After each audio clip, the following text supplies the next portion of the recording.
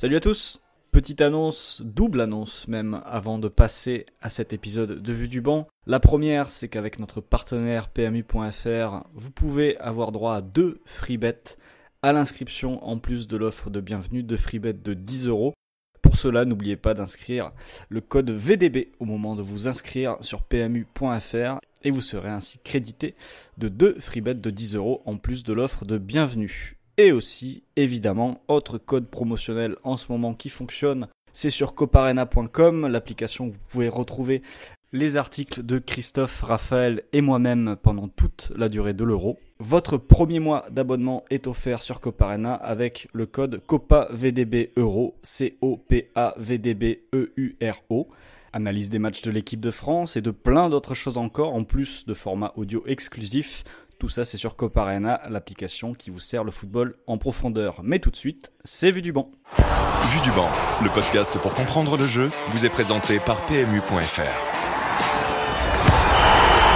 Salut à toutes et à tous et bienvenue pour le 18e épisode de la saison 8 de Vue du banc. Un épisode qui sera très riche à l'issue d'une journée forte en émotions. Il y a eu 2 matchs au programme, terminés il y a quelques heures de cela, il y a 1 heure d'ailleurs pour le second de ces 2 matchs. Le premier match, c'était Croatie-Espagne, la qualification de l'Espagne 5-3 après prolongation. Et le deuxième, celui par lequel on va commencer ce débrief, c'est la qualification de la Suisse après un match 3 buts partout contre l'équipe de France. Qualification suisse au tir au but, 5 tirs au but à 4. Pour m'accompagner dans cette péripétie nocturne, encore plus nocturne que d'habitude puisqu'il y a eu une séance de tir au but, Raphaël Cosmidis. Salut Raphaël. Salut Christophe, salut Flo. C'est Raphaël qui, je pense, est très content de ne pas avoir d'analyse à écrire de ce match pour l'équipe ou autre, parce que sinon il n'aurait jamais dormi. Là, pour une fois, ça va, c'était assez calme. On le retrouvera sur le site de l'équipe dans quelques jours, j'imagine. Et Florent Tonuti, le boss de Coparena. Salut Florent. Salut Christophe. Qui est dans une tenue très étonnante, une tenue un peu disco, comme ça. Il manque un accessoire. Il manque un accessoire, ouais. Absolument. On verra après 2 heures d'émission. Il mettra peut-être ses lunettes de soleil en cours d'émission. Et bien sûr, vous tous qui nous écoutez dans les transports ou autres, vous dites, ne le verrez pas. Cette information n'a pas grand intérêt dans le contexte dans lequel je me trouve. Et effectivement, oui, cette information n'a aucun intérêt. 3 buts partout, donc, équipe de France face à la Suisse. Les buts, Seferovic à la 15e, puis 3 buts français. Benzema 57, Benzema 59, Pogba 75e. Dans ce laps de temps-là, il y a eu le penalty raté par Ricardo Rodriguez à la 55e. Et puis la Suisse qui revient au score grâce à Seferovic à nouveau à la 81e et Gavranovic à la 90e. Et puis pour les tireurs, 2 tirs au but. Alors le dernier raté par Mbappé, sinon les tireurs des 2 côtés, Gavranovic, Cher, Akanji, Vargas et Memedi côté suisse, Pogba, Giroud, Thuram, Kimpembe côté français. Je donnerai les compositions d'équipe juste après. Raphaël, déjà un premier mot. J'ai l'impression qu'on a mis un petit peu plus de temps que d'habitude entre la fin du match et le moment d'enregistrement. Peut-être pour faire retomber la tension, prendre un petit peu de recul, parce que c'est un match assez difficile à juger finalement, parce que j'ai l'impression que si on l'enregistre à la mi-temps, on s'attarde beaucoup sur le rapport de force tactique, et là on va aussi être obligé d'inclure la variable émotionnelle, la variable physique dans l'analyse générale. Ouais, parce que ça a été, tu l'as dit, c'est un match extrêmement riche, qui est plein d'éléments différents à intégrer dans l'analyse, et si on les découpait chronologiquement, il y aurait on pourra les détailler après, mais la supériorité collective en première période, les performances individuelles de pas mal de Français en deuxième, la gestion des temps forts, temps faibles, et comment ces temps forts et ces temps faibles sont survenus. Beaucoup d'instants X, Christophe aussi dans cette rencontre, il y en a eu pas mal. Et puis je pense qu'à partir d'un moment, c'était très difficile d'analyser à travers le prisme tactique, ou en tout cas sur le plan collectif du travail des entraîneurs, parce que le match a appartenu aux joueurs à partir de la bascule Lloris-Benzema. Je pense qu'à partir de ce moment-là, vraiment les 2 équipes ont du mal à se réorganiser sur 15-20 minutes. C'est vraiment du but à but, de l'action à action, de l'inspiration, de la créativité. On parlera du match de Pogba, on pourra parler du match de Zuber, qui était un peu aussi le mec très fort du côté suisse. Et c'est vrai que du coup, non seulement il a été long en termes de temps pur avec les prolongations et les tirs au but, mais il a été long parce qu'il y a eu 1000 péripéties et 1000 explications ou petites raisons à ce 3 partout. Les 11 de départ côté français, Lloris dans les buts. Derrière, je vais mettre ça à 5. Pavard, Varane, Langlais, Kimpembe, Rabiot. Au milieu, Pogba, Kanté avec Griezmann un cran plus haut, et devant Benzema, Mbappé, même s'il y avait quand même une grande liberté, c'est pas du jeu de position figé, loin de là. Côté suisse, là, c'est un peu plus figé. Sommer, Zomer dans les buts, Elvedi, Akanji, Ricardo Rodriguez en charnière, en piston, Widmer, Zuber, Freuler et Xhaka. Derrière Shaqiri au milieu et devant Mbolo, Seferovic. Florent, même question. Première impression de ce match où toi aussi, hein, t'étais vraiment sur l'idée que si vraiment on fait de l'analyse pure, les ressorts tactiques, en gros, on s'arrête à la 60e, quoi. Et Ouais, pour c'est tout ça. le reste, on peut évoquer 2-3 petites choses, évidemment, mais c'est plus dans l'attitude des joueurs que vraiment les consignes des entraîneurs. C'est ça. Après l'heure de jeu, t'as l'impression que, oui, comme disait Raphaël, c'est plus individuel. Ça va être, tu vas revenir sur le troisième but de Pogba, bon, bah, son tir incroyable, et ensuite sur les actions suisses, tu vas revenir sur des petites choses. La balle perdue par Pogba sur le deuxième, du coup, le troisième but suisse, exactement. Rabiot qui laisse Coman se faire balader par Mbabou et un deuxième Suisse dont j'ai perdu le nom. Sur le deuxième but suisse du match, et donc le premier but de la remontée suisse en fin de partie avec la tête de Seferovic. Enfin voilà, tu vas t'arrêter en effet sur des petites choses individuelles, mais c'est vrai que sur le plan collectif, et c'est assez rare pour être signalé. Nous, en tout cas, c'est mon cas, je sais pas si c'est le vôtre aussi, mais j'ai un peu revécu le match comme un spectateur lambda à partir de l'heure de jeu, en me disant bon là, la tension prend vraiment le pas sur le reste. Et même lorsque je vais faire l'analyse de la rencontre pour Copa Arena dans les heures qui viennent et dans la journée de demain, je pense que l'analyse, je vais la stopper à la 60e et m'arrêter surtout sur des faits de jeu sur les 60 minutes restantes, quoi. Des actions clés, des orientations défensives sur certains marquages, etc. Plus que sur vraiment un affrontement entre deux blocs, où ça, par contre, on peut vraiment revenir sur ce qui s'est passé en première mi-temps, et on va le faire. Et là, en première mi-temps, c'est une catastrophe pour l'équipe de France. Oui, on va le faire, tu as tout à fait raison, on va le faire dès maintenant, puisqu'en plus, alors même si on a des choses à dire, parce qu'on connaît un petit peu les joueurs à force de les voir jouer, mais là où on a peut-être le plus grand apport, c'est sur le fait d'analyser un peu les blocs, les principes. En plus, on va reciter Copa Arena, mais parce qu'on fait pas mal de choses autour de l'Euro, il y avait notamment une présentation de la Suisse, et finalement la présentation de la Suisse donnait quand même pas mal d'indices, Raphaël, sur la façon dont cette équipe pouvait jouer, notamment avec Ricardo Rodriguez qui était replacé central axe gauche au lieu de piston gauche, avec Zuber qui était piston en faux pied, donc du coup ce qui pouvait permettre des dédoublements, une façon de jouer qui finalement est assez lisible, assez prévisible. Et c'est là où c'est étonnant de voir la première mi-temps française, c'est-à-dire que les Bleus se sont fait avoir sur des choses qui sont pas du tout surprenantes finalement, qui étaient quand même assez téléguidées. Ouais, d'ailleurs, ce que tu dis sur Ricardo Rodriguez, en fait, ça me fait penser à ce qu'on disait sur Kieran Tierney et Andrew Robertson, parce que c'est un peu le même fonctionnement, finalement, du latéral replacé central qui peut dédoubler, sauf que Zuber est en faux pied et Robertson ne l'est pas. Mais il y avait cet aspect-là qui était intéressant. Après, oui, c'est étonnant parce que les forces suisses étaient connues, mais est-ce que c'est étonnant de voir l'équipe de France avoir du mal à presser haut et à gêner le porteur, de l'équipe de France avoir du mal à réduire la distance entre les lignes en phase défensive, avoir du mal à défendre en avançant, sachant que c'était déjà le cas lors des 3 premiers matchs. C'est juste que déjà, si on fait dans l'ordre, contre l'Allemagne, ils n'avaient pas eu à défendre en avançant, puisqu'ils avaient accepté la domination allemande et qu'ils avaient été bons à la récupération et dans des zones médianes pour le récupérer en étant très compact, voire même très bas parfois, pour récupérer et contre-attaquer. Contre la Hongrie, finalement, tu joues déjà une équipe qui est à 3 derrière et tu sais pas comment la presser, et ça il faut aller relire l'analyse de Flo, je pense, qui détaillera encore mieux les problèmes que l'équipe de France avait vécu au moment de presser la défense à 3 hongroise. D'où peut-être l'idée de Deschamps de là contre la Suisse passer à 3 aussi, pour essayer de se calquer sur le système suisse. Contre le Portugal, t'as encore les mêmes soucis t'arrives pas à presser le porteur, à gêner le Portugal, ce que l'équipe d'Allemagne avait très bien réussi à faire. Donc là, ça fait 3 fois que tu joues des adversaires de niveau et de style différents et que t'arrivais pas à embêter vraiment la relance, la sortie de balle adverse. Qu'elle se passe à 3, à 4, avec un central qui dédouble ou pas, peu importe. Donc quand le match démarre, et que tu vois que l'équipe de France finalement... Alors j'ai pas les stats de possession sur les 15-20 premières, mais j'aurais tendance à te dire qu'elles sont en faveur de la Suisse. Bon, on va te chercher ça. Je vais te dire. Je vais regarder, je vous laisse chercher. Et quand tu vois que l'équipe de France finalement laisse du temps à Elvedi, laisse du temps à Kanji, laisse du temps à Cher. Alors, à un moment, t'as l'impression que finalement, dans les 3 de devant, avec Griezmann, Mbappé, Giroud, celui qui est à l'opposé est censé venir resserrer sur le central et ne pas être trop écarté. Sauf qu'il y avait, sur le temps de passe, ça sortait pas, donc la Suisse pouvait reconstruire tranquillement, se réorganiser, trouver des joueurs entre les lignes, parce que l'écart entre la première ligne et la dernière, donc entre le premier rideau, Mbappé et Benzema, et Griezmann et Varane Kimpembe l'anglais était énorme. Donc finalement, tu vois une équipe qui est très très faible sur beaucoup de secteurs du jeu et beaucoup de moments du jeu. Alors évidemment, on va parler du système, mais je pense pas que ce soit intrinsèquement lié au système. On avait vu les mêmes problèmes chez l'équipe de France, dans un bloc à 4 en 4-4-2, dans un bloc en 4-3-3, dans un bloc en losange. Même le match contre le Pays de Galles lors de la prépa nous avait un peu prévenu sur cet aspect-là.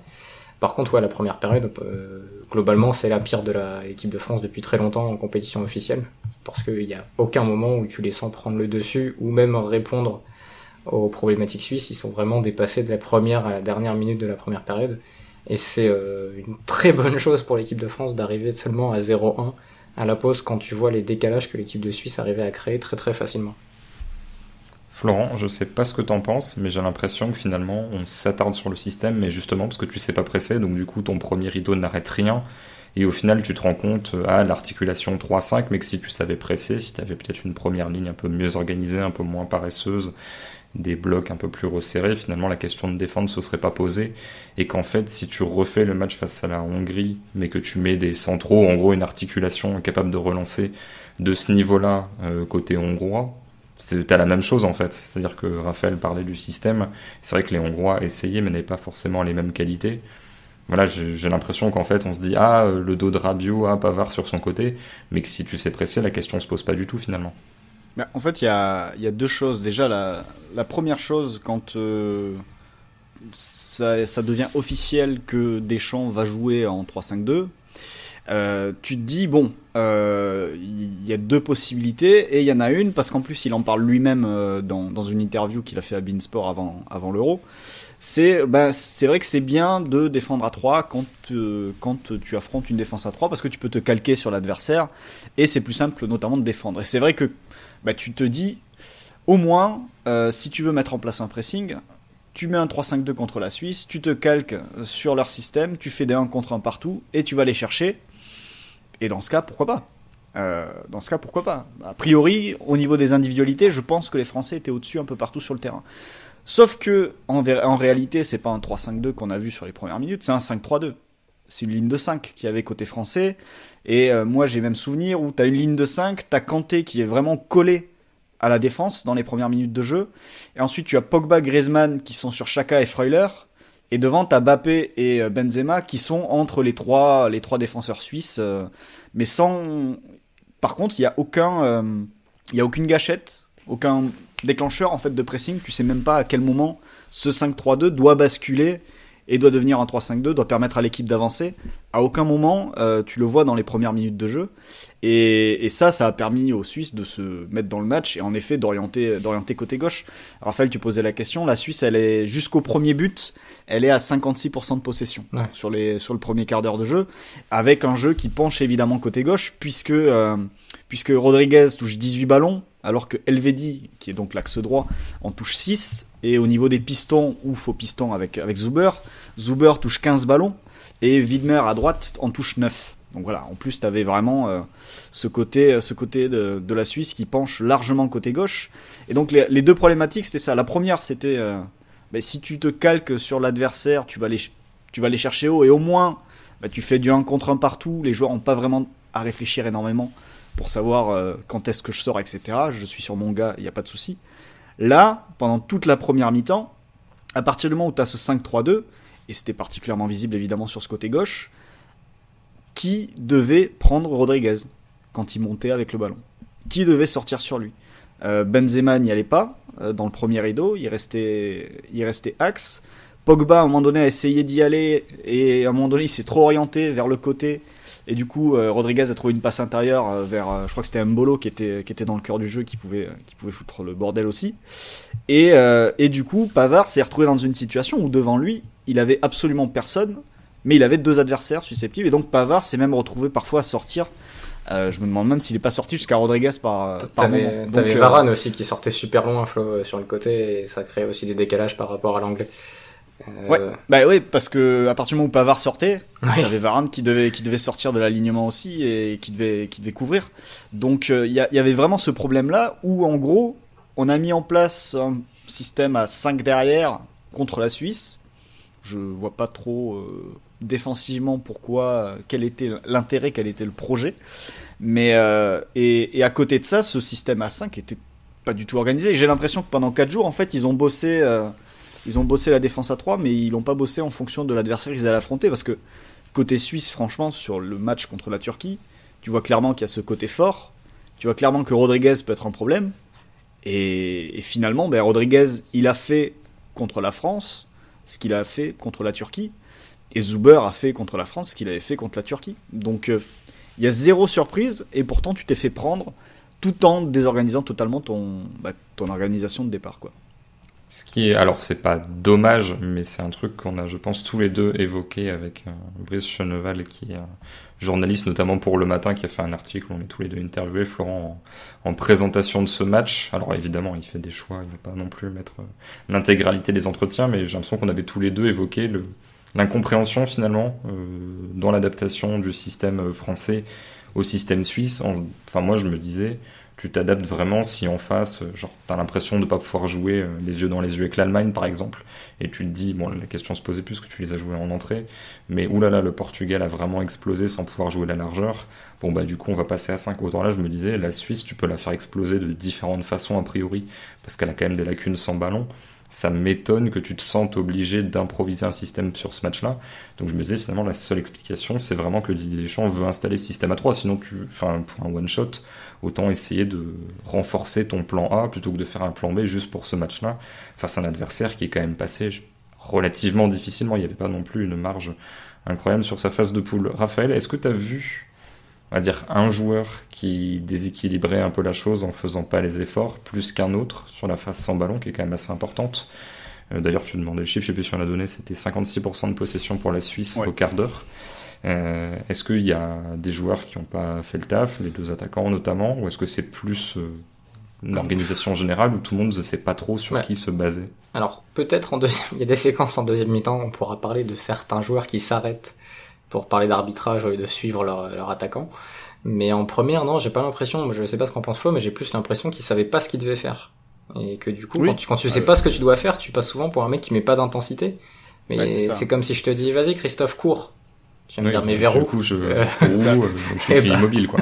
Voilà. Ouais, ça c'est un grand classique pour toutes les équipes dont on va dire, il manque d'envie, ça manque d'intensité, etc. Notamment parce que ce sont des équipes qui ne pressent pas. Ça, on en parle souvent quand on parle de première division, de Ligue 1. Mais en fait, s'ils ne pressent pas, c'est juste parce qu'ils savent pas comment faire, en fait. On leur a pas appris. Donc ils mettent pas d'intensité parce qu'on leur a pas appris à le faire. Et là, sur ce match-là, oui, je pense que ce 5-3-2, ils savaient pas quand est-ce qu'il fallait déclencher, à quel moment fallait sortir, qui est-ce qui devait cadrer Rodriguez, et derrière, comment est-ce qu'on organisait les marquages ensuite, quoi. Et dans ces cas-là, mieux vaut ne pas déclencher, plutôt que déclencher sans raison et parce que les contretemps te fatiguer pour rien. Par contre, si tu décides de ne pas presser haut ou de te rendre compte que tu ne presses pas haut, je trouve que le plus logique, ça aurait été limite de faire défendre Griezmann côté droit pour gérer ce 2 contre 2, parce que là, il a défendu nulle part en fait en première période, Griezmann. C'est Pogba Kanté à l'intérieur, ça te suffisait pour gérer Freuler et Xhaka. Et Shaqiri, tu pouvais avoir un des 3 centraux qui sortait sur lui sur les décrochages. Je pense, c'est ce qui me semblait le plus logique. Ouais, il y avait Mbolo aussi, tu vois. Mais bon, t'as 3 centraux, donc tu peux te permettre d'en faire sortir un de ces 3-là, selon le joueur qui peut apparaître libre entre les lignes. Mais c'est vrai que ce duo Rodriguez-Zuber n'a jamais été corrigé, et Griezmann, je pense, aurait très bien pu défendre dans cette zone-là, puisqu'il l'avait déjà fait contre l'Allemagne, lors de pas mal de séquences. Et t'aurais pu garder Mbappé plus haut comme carotte, ce qui est souvent le cas depuis que Deschamps est là et depuis que Mbappé a intégré l'équipe. Tu vois, sans rien toucher aux 11 alignés, hein, mais dès les premières minutes, tu peux aussi rebasculer en 4-4-2 et mettre Griezmann à droite et Rabiot redevient milieu gauche. Ouais, ça prend une demi-heure finalement. C'était tout à fait faisable, hein, mais c'est vrai que ce premier quart d'heure mérite qu'on s'y attarde, parce que y a absolument rien qui va. Mais pour te répondre du coup sur le non-effort ou la flemme, Christophe, je pense qu'il suffit de regarder Benzema sur la première période, et plusieurs fois en fait tu vois qu'il sait pas sur quel temps de passe il doit y aller, sur est-ce que je vais sur la passe vers le central côté ballon, est-ce que je vais sur le central axial, est-ce que je reste un peu entre les deux. Il y avait beaucoup de joueurs français qui étaient entre les deux, et c'est ce que recommande souvent Klopp. Il dit voilà, quand on presse, on est entre les deux parce que tu veux couper une passe et en même temps être prêt à sortir sur tel temps de passe. Mais là, il coupait rien et il savait pas sur quel temps de passe il devait sortir. Donc c'est vrai que pendant 40 minutes, il y a des séquences où, je sais plus, il y a une séquence je sais pas à quelle minute c'est, on en discutait, mais il y a une séquence où t'as l'impression que la Suisse, c'est comme Barça de Guardiola à l'époque, quoi. Je crois que c'est vers la 40e. J'ai raté le screenshot, après seulement j'ai mis le TF1 sur mon ordi pour essayer de l'immortaliser avec le décalage, mais c'était entre 38 et 42 par là. Ça fait 2-3 triangles de suite, ça trouve des joueurs entre les lignes, l'équipe de France se retrouve à reculer sur 15-20 mètres, et tu te dis, non mais, c'est la Suisse en poule, c'était pas ça. Il y a la Suisse qui prend 3-0 contre l'Italie et qui mange le pressing à la perte de l'Italie, c'était pas cette équipe-là. Et c'est vrai qu'il y a eu un gros problème d'organisation, mais aussi des trucs qui étaient pas forcément liés au système, comme je le répète, les distances entre les lignes, déclencheurs de pressing, tu les avais pas non plus avant que Deschamps décide de passer à 3 derrière. Et c'est vrai que sur cette séquence, moi ce qui me frappe, c'est finalement le manque de difficulté des passes suisses en fait. C'est-à-dire que c'est très simple. T'as juste à faire une passe au mec qui est démarqué, et puis t'en as un autre qui joue le 3e homme pendant que t'es en train de faire cette première passe. Mais c'est des passes à 4 mètres sans opposition, sans personne à casser en tant que ligne, en tant qu'adversaire à feinter, quoi. Chaka fait une très belle première période d'ailleurs là-dessus. Oui, Chaka, c'est vrai que souvent, nous, pas plus que d'autres, mais on peut s'interroger sur les qualités de Chaka pour évoluer au très très haut niveau, parce que c'est pas non plus le joueur le plus fiable du monde. C'est vrai que quand tu vois ce niveau-là... quand tu le mets pas sous pression, il est bon. Oui, totalement. Il a une patte. Mais c'est ce que disait un tweet alors je sais plus lequel Michael c'est, parce qu'il y a Michael Calais et Michael Goodman, là, les deux analystes statisticiens qui font d'ailleurs un podcast ensemble, je sais pas si c'est toujours le cas, mais qui disaient, notamment par rapport au match de Pogba, que tu te rends compte quand tu vois le foot international, le foot de sélection, à quel point les clubs sont en fait bien organisés défensivement pour faire en sorte que Pogba ne puisse pas sortir des matchs pareils. C'est-à-dire que les espaces sont pas du tout les mêmes, et tu verras jamais en première ligue, ou très rarement, Pogba profiter de temps de liberté dans la passe. Florence, qui, je pense, tu me diras si t'es d'accord avec moi, mais ce qui était permis par la supériorité suisse au milieu de terrain, c'est finalement de permettre à Mbolo de décrocher.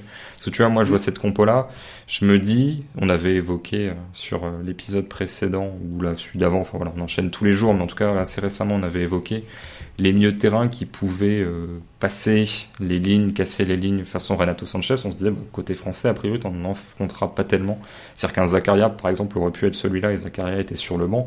Et tu te dis, Chaka, Freuler, c'est plus de la position. Eux ne vont pas venir t'attaquer. Sauf que là, puisque la Suisse tenait bien le ballon, Mbolo pouvait tranquillement décrocher. Il n'était pas forcément suivi. Et lui pouvait faire ses rushs en partant quasiment du rond central sans avoir quelqu'un sur le dos. Ça aussi, c'est un truc que je pense que t'as pas forcément si l'équipe de France coupe les relations beaucoup plus tôt, quoi. Ouais, c'est ça. On en revient au problème de l'absence de pressing.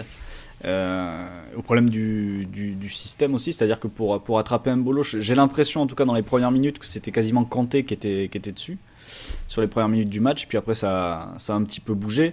Mais cette ligne de 5 défensive des Bleus, qui, au-delà de certaines perfs individuelles qui ont été en dessous, a aussi manqué d'agressivité la plupart du temps. C'est-à-dire que c'était quand même assez loin, et sachant que aujourd'hui la ligne de 5, pour un petit peu enchaîner, ils sont à la fois pas dans l'agressivité pour sortir, là où on disait hier que les Belges auraient peut-être un peu de mal lors des prochains tours, tu sais, au moment d'affronter l'Italie, d'affronter Insigne ou des joueurs comme ça entre les lignes, susceptibles de créer un surnombre. Mais là, en plus, ils étaient même pas dans la défense de surface.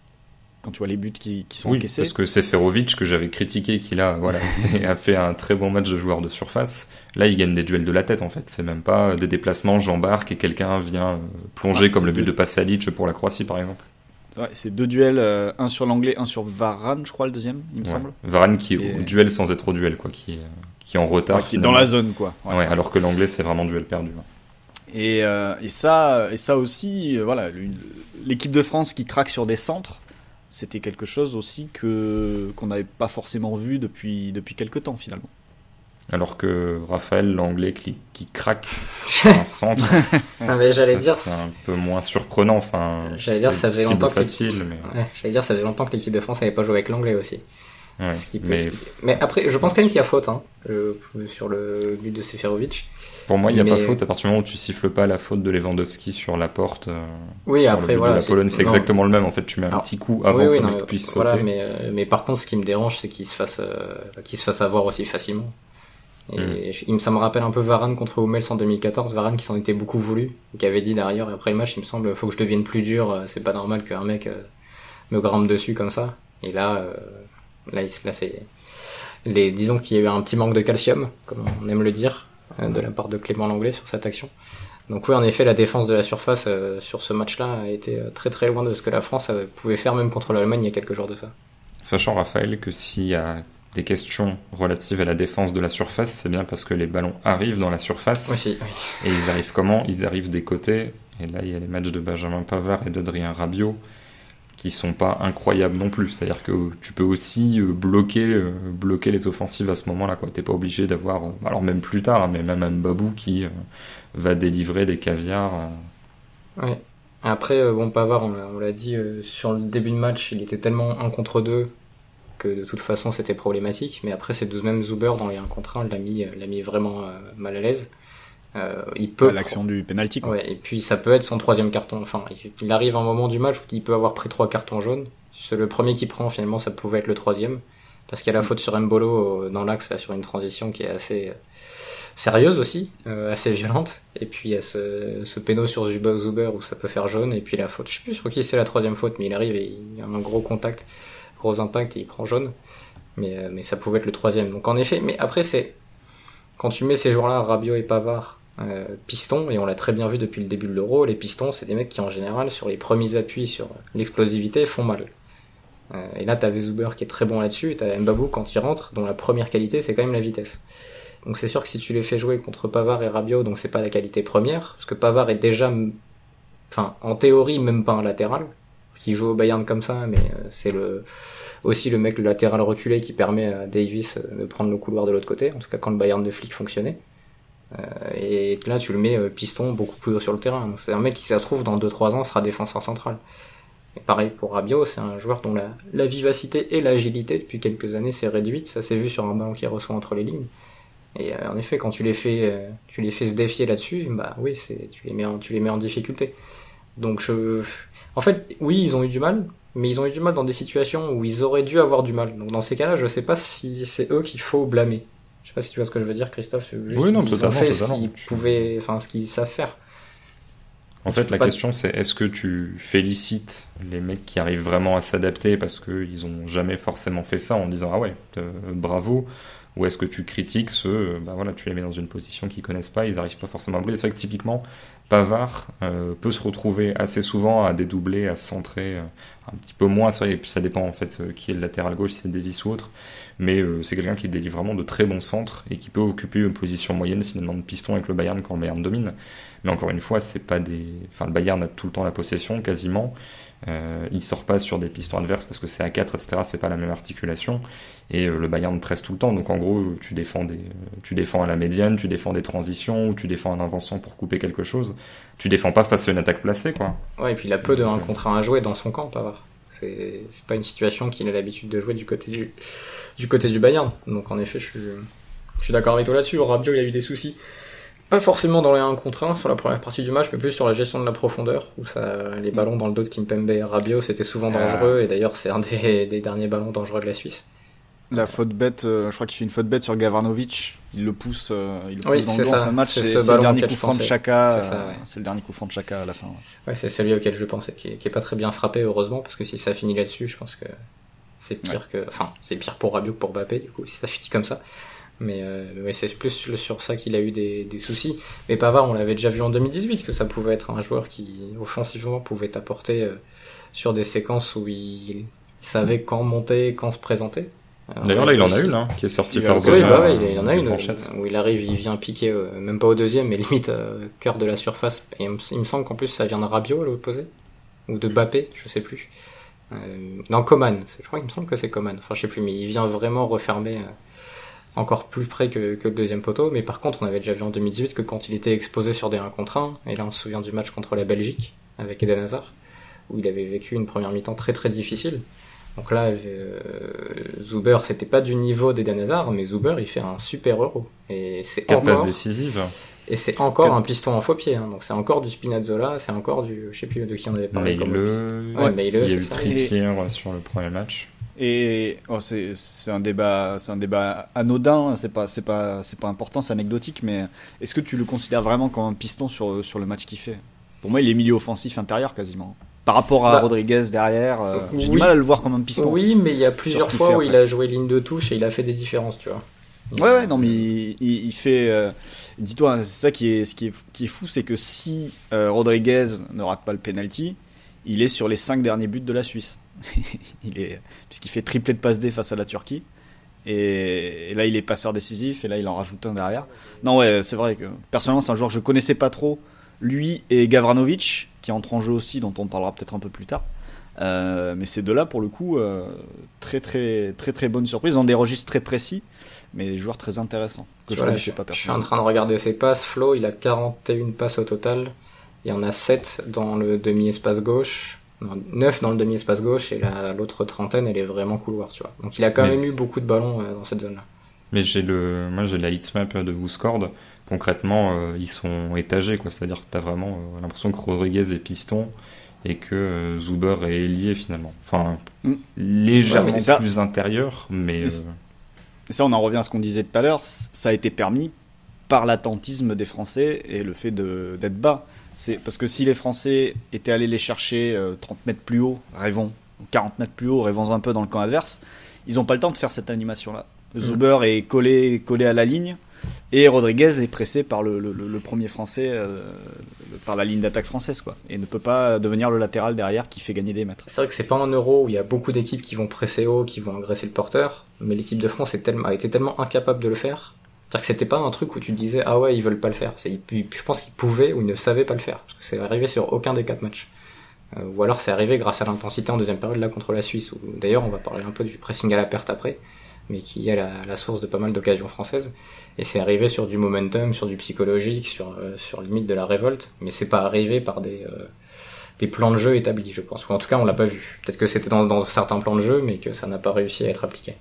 Avant de basculer sur ça, on l'a un petit peu effleuré, Florent, le cas Adrien Rabiot, que c'est quand même, alors on l'a vu sur le match précédent, mais c'est vrai que si nous vous avez dit avant le tournoi, bon bah pour info, tu auras Adrien Rabiot piston gauche, dans une défense à 3-5. En fait, le truc, c'est que quand on l'avait imaginé après le match contre le Portugal, en se disant ah mais non, mais c'est Rabiot qui va être piston, on avait rigolé quand on en avait parlé pendant l'émission, j'avais pu revoir l'extrait. Non, c'était très spécial parce que même en possession, il rentrait à l'intérieur, il se retrouvait entre les lignes, c'était très bizarre. Moi, c'est ça qui m'embête le plus. Du coup, c'est à la fois le fait que Kimpembe, je trouve, le couvre pas super bien, et le début de match de Kimpembe me rassure pas du tout. D'ailleurs, on a tous l'impression qu'il était à moitié blessé.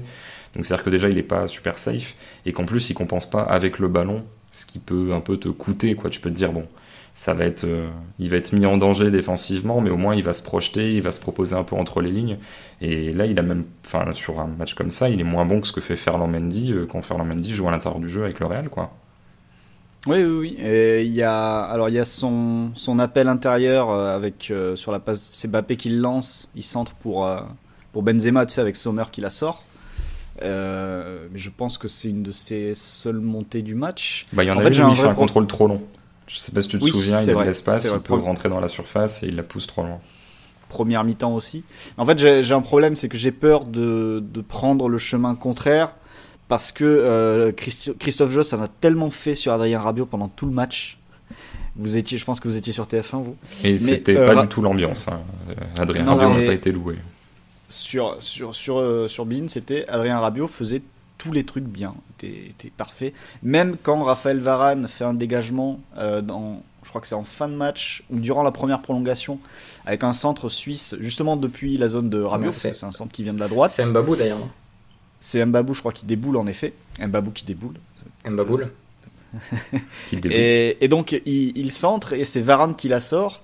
Donc on peut pas dire, c'est pas possible, en réfléchissant 2 secondes, on peut pas se dire c'est Rabiot qui la sort dans cette position-là, dans l'axe, côté droit, sachant que Rabiot vient de se faire déborder par Mbabou. Mais si, pour Christophe Josse, c'était Adrien Rabiot qui avait sorti le ballon. Donc c'était surréaliste. Pour avoir regardé France-Allemagne sur Bein, Rabiot avait été bon, mais il avait déjà été très très élogieux envers lui. Donc je pense qu'il est peut-être fan du joueur, on ne sait pas. Oui, mais il l'aime beaucoup, il l'adore. C'était... Ouais, non, disons qu'on était dans la continuité là, ce soir. Bon. Bref, parenthèse refermée. Bon, donc du coup, tu veux pas trop dire de mal d'Adrien Rabiot parce que tu auras l'impression que ça sera prendre Ce le serait de la contre-pied compensation. pour dire Ouais, Non, comme, non, les, comme les mauvais arbitres, tu sais, qui compensent quand. qui au lieu de faire une seule erreur en font deux du coup. Non, il y a une séquence qui est folle de Rabiot, et je sais plus à combien est le score, si c'est 3-2, 3-3, je sais plus quel moment du match c'est. Mais c'est quand il regarde l'arbitre et il demande quelque chose alors que son joueur est parti pour recevoir le ballon alors qu'il y a un autre Suisse qui fixe. Et vraiment, il s'arrête et il trottine derrière et t'as envie de lui dire mais t'es sérieux ? Enfin, il va y avoir but là, en fait. C'est pas juste... T'es pas au five à dire oh, il y a faute les gars, stop, vas-y, on annule le but, ou ok, d'accord, -1, -2. Non, il va y avoir but, mais il me semble que c'est un moment assez grave du match, soit égalisation, soit la Suisse passe devant. C'est pas 3-1 ou un truc comme ça, ou enfin, ça aurait été grave quand même. Hein. Et là, c'est assez étonnant. Et ça me fait penser un peu à De Jong qui, pareil, contre les Républiques tchèques, on l'avait dit hier, était parfois plus concentré sur l'arbitrage que sur sa perf. C'est parti un peu, ouais. Raphaël, on va un peu basculer sur ce qui se passe à partir de la 55e. Tu as évoqué notamment la question de l'intensité française, pressing à la perte. C'est vrai que moi j'avais l'impression qu'en gros, tout le monde était tellement motivé que finalement tu gagnais les ballons 50-50, mais qu'il n'y avait pas forcément d'explication rationnelle, juste un peu tout le monde porté par une espèce d'élan, ce qui n'a pas vraiment totalement de traduction française, mais ce qu'on appelle momentum en anglais. Et c'est vrai que c'est quand même un facteur important de ce match, et moi c'est ce qui m'étonne le plus, c'est qu'en gros la Suisse soit revenue, parce qu'à partir du moment où tu sors le péno, déjà je sens bien la qualif, en tout cas une égalisation rapide, et là c'est vrai que ça bascule en quelques minutes, et ça semble écrit en fait, parce que tout le match se renverse sur la physionomie. Attends, il y a plein de trucs à dire, donc je vais essayer de structurer ma pensée. Déjà, il faut dire que l'équipe de France change de système après 30 minutes, que Kimpembe passe latéral gauche, que Rabiot revient intérieur, ça ressemble un peu à un 4-3-3. À la pause, Fred Calange, la légende, qui a notamment dit que le Didier Deschamps n'avait pas l'habitude de tâtonner sur son 11 pendant les compétitions internationales, qui a raté les deux précédentes. Et lui demande du coup comment on se réorganise, et il dit Coman rentre et on passe en 4-4-2. Donc ça c'est ce qui se passe à la mi-temps, avec sortie de l'anglais et Kimpembe qui revient dans l'axe, mais selon moi c'est pas du tout ça qui te remet dans le match. Parce que quand ça redémarre, la Suisse redémarre et domine à nouveau, et d'ailleurs se crée des occasions, dont l'occasion qui mène au penalty. Ça tourne vraiment. D'ailleurs, ouais, vas-y. Après, je te laisse poursuivre. Mais moi, ma vraie surprise quand le match repart, c'est de voir les positionnements, et c'est de voir que Griezmann joue côté droit, droite, et Mbappé dans l'axe, centré droit, Mbappé joue dans l'axe et Coman joue à gauche. Alors que en théorie, alors j'avais un petit peu, je parlais de Bean tout à l'heure, à la mi-temps sur Bean, il y avait Arsène Wenger qui disait non mais là la solution de toute façon, les Suisses ils ont deux mecs, des pistons qui savent pas trop défendre sur les côtés, il faut leur mettre des gars de 1 contre 1, et c'était la logique en effet, enfin moi c'est ce à quoi je m'attendais, et moi j'imaginais tu mets Coman ou Mbappé à gauche et Mbappé ou Coman à droite, quoi. Et Giroud, Griezmann dans la surface pour finir. Griezmann, Benzema en attendant. Oui, pardon. Puis après Giroud peut-être. Mais la logique c'était ça, et quand le match reprend et que je vois qu'on a toujours Griezmann à droite, donc un côté droit quasiment inopérant parce que t'as pas de percussion. Heureusement, Coman n'a pas trop perdu de temps à foutre le bordel. Même si, comme tu le dis, il leur faut 10 minutes et ce penalty raté pour rentrer dans le match, parce que en effet, de la 45 à la 55e. C'est pas ça qui les relance, hein. C'est vraiment pas ça qui les relance. Oui, je me rappelle de Margoton et Lizarazo qui disent j'ai peur que ça redémarre de la même façon que ça avait fini. Et oui, c'était ça en fait. Tu reviens sur le terrain et t'es dans la même dynamique que la fin de la première période. Et il y a je sais pas combien de dribbles a réussi Coman, mais j'ai l'impression qu'il les a tous passés. Il faudra vérifier. Pas tant que ça, selon les stats a priori. Donc il y a peut-être des actions qui n'ont pas été comptées comme des dribbles, tu sais.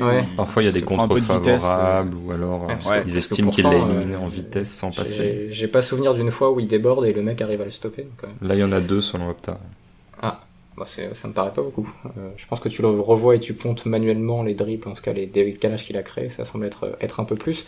Mais pour revenir sur la Suisse et donc ce que disait Flo, ça tourne vraiment quand Lloris te sort le péno, en fait. T'as l'impression que les Suisses se disent merde, putain, on aurait pu valider ça. Derrière, il y a 2-3 Français qui s'énervent, dont Pogba qui va faire une deuxième période. Je pense que le mot légendaire est pas de trop, parce que dans les jeux vers l'avant et dans les passes, il a en 40 minutes...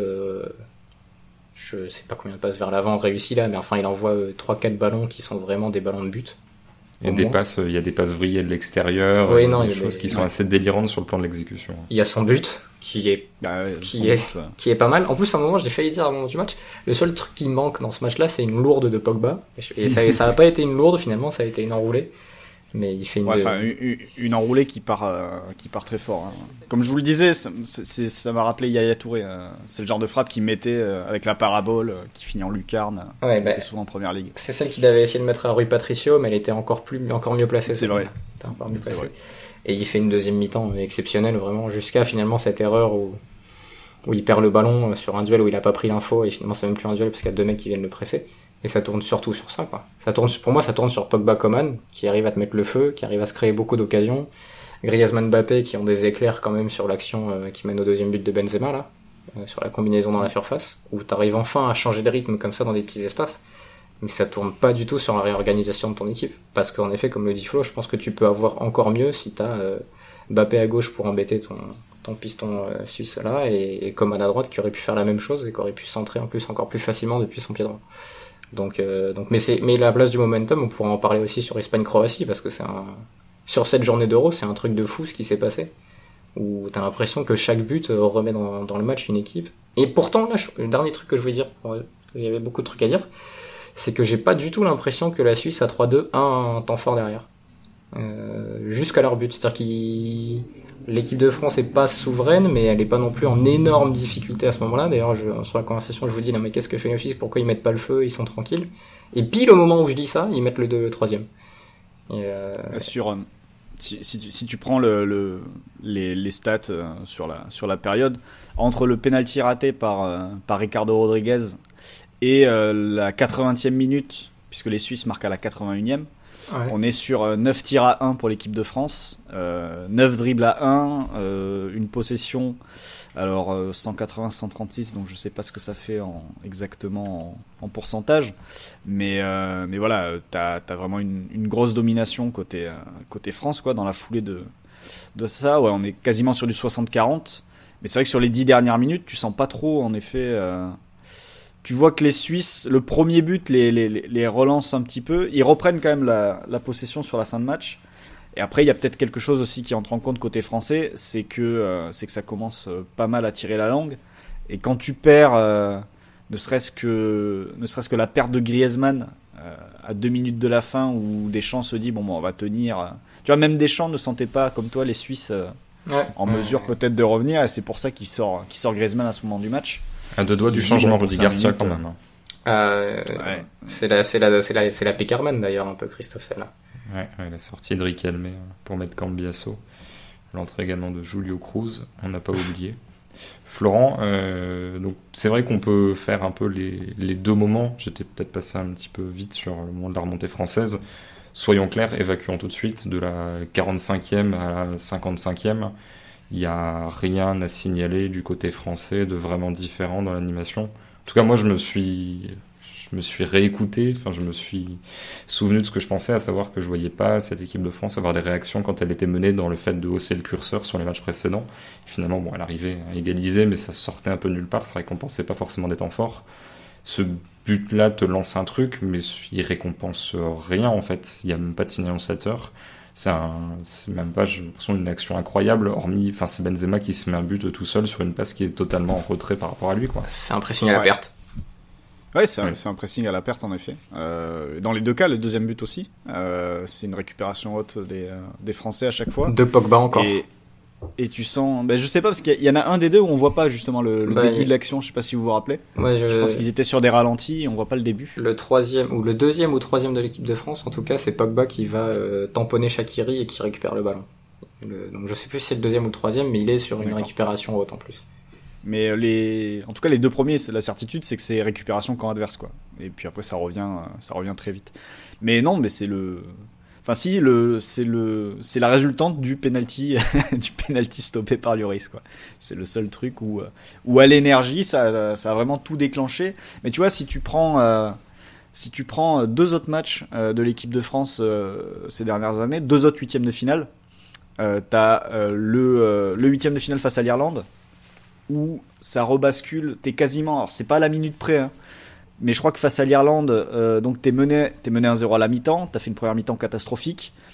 Tu reviens, il y a un Lloris qui sort pas un penalty mais qui est décisif sur un centre au deuxième poteau où il devance Shane Long, alors que Shane Long a une balle de 2-0 si Lloris n'anticipe pas et ne sort pas. Et derrière, t'as le réveil avec, je crois, 2 buts en 5 minutes, il me semble, pour basculer le match de l'autre côté. Et derrière, les Irlandais ne peuvent pas se réveiller parce qu'il y a un expulsé, je crois, vers l'heure de jeu ou un peu après en milieu de mi-temps. Si tu reprends le match contre l'Argentine, première mi-temps catastrophique, t'es pas mené au score parce que l'Argentine n'est pas bonne, pas une bonne équipe non plus ce jour-là. Et parce que Mbappé est exceptionnel.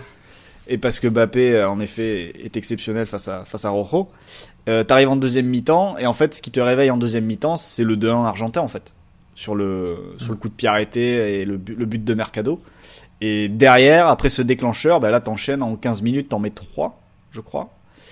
Et derrière, t'arrives quand même à te faire peur, parce que t'as le but d'Agüero, et t'as une dernière occasion hyper chaude aussi dans les arrêts de jeu. Ça se trouve, la France, avec autant de réussite que ce soir, elle aurait pu vivre la même chose avec un 4-4 face à l'Argentine.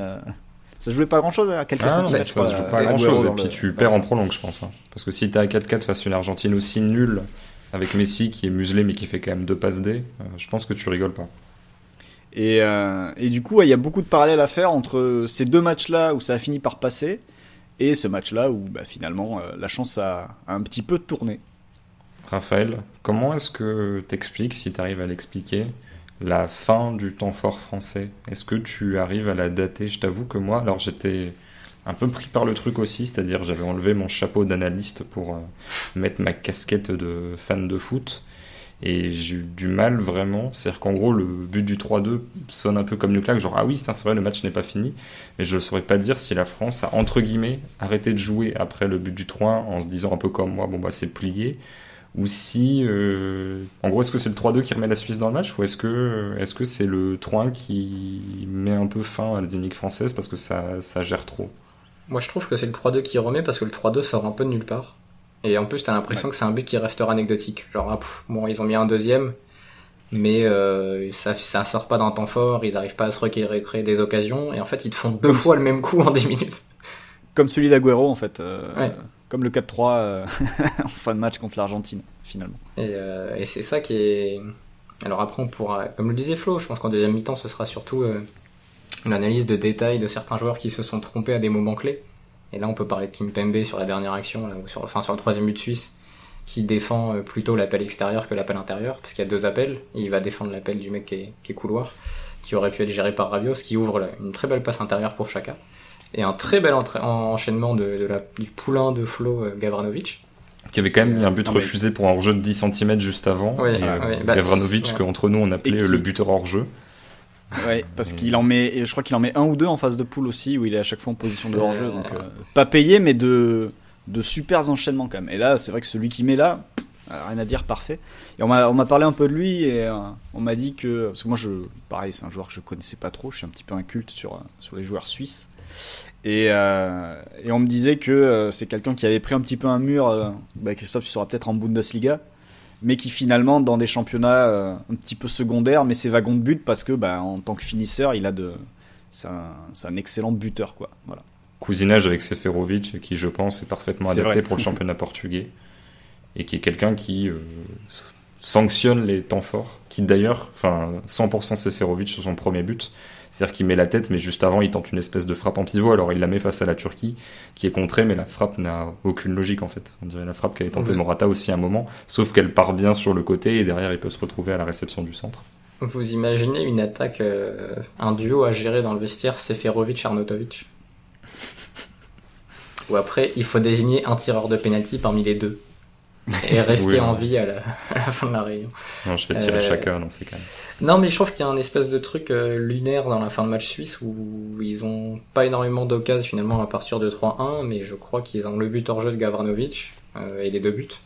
Je sais pas s'ils ont... Il y en a une, mais je me souviens plus exactement parce qu'il y a eu tellement d'événements que du coup je zappe et comme je prends pas de notes, voilà. Mais juste avant... Ah oui, si, je sais. Donc il y a la barre de Coman à la 95e, il y a une passe en profondeur où je ne sais plus qui, mais le contrôle, je crois que c'est Mehmedi, contrôle est un peu long. Ah oui, c'est ça. Alors il est extrêmement dur, mais s'il réussit son contrôle en pleine course, il n'y a personne à 15 mètres et c'est face à face. Et d'ailleurs, la bonne partie des occasions suisses sont venues de la même relation Xhaka profondeur. Ou Xhaka entre les lignes pour un mec qui arrive lancé, comme Gavranovic sur le but. Donc je pense que si l'équipe de France arrive sur les 10 dernières minutes juste à verrouiller un peu Xhaka, et c'est peut-être là que Pogba et compagnie étaient cuits, si t'arrives à au moins le bloquer lui, parce que concrètement depuis des espaces reculés, il y avait aucun autre Suisse qui était capable de ces passes-là, tu vis une fin de match un peu plus tranquille, et c'est ce que l'équipe de France avait réussi à faire sur Banega, sur Kroos lors de gros matchs, et qu'elle n'a pas réussi à faire pendant tout le match là sur Xhaka.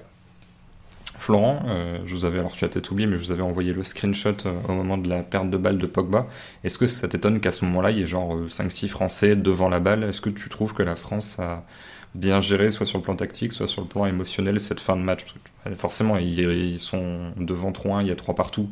On peut pas dire que c'est une bonne gestion, mais est-ce que tu vois vraiment des problèmes, comme moi j'en ai vu du côté espagnol, par exemple, sans trop basculer, où vraiment il y a le 3e but qui n'a aucun sens parce que tu fais un dégagement long et tu mets 6 personnes à la réception du 2e ballon, alors que tu peux faire tourner face à un adversaire qui va pas forcément venir te récupérer le ballon dans les pieds.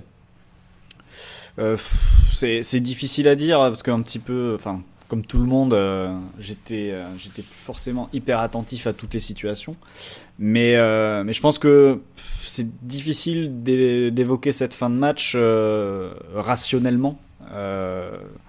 C'est-à-dire que je pense que, tu vois, par exemple, la consigne qu'évoquait Raphaël, le fait de bloquer Xhaka, je me pense qu'il y a personne sur le terrain qui avait la tête assez froide pour se dire attends, ça fait 2-3 fois on se fait emmerder par des ballons en profondeur, qui est-ce qu'il faut prendre côté suisse, quoi. Je me dis qu'il y a peut-être un truc comme ça, et qu'il y a eu il y avait plus forcément de cerveau sur le terrain pour de cerveau, c'est vite dit, il y avait des mecs qui réfléchissaient, mais de mecs pour un petit peu faire redescendre la tension chez tout le monde, parce que peut-être que tout le monde aussi physiquement avait du mal à suivre, et que du coup il y a plus de tête froide en fait dans les dernières minutes.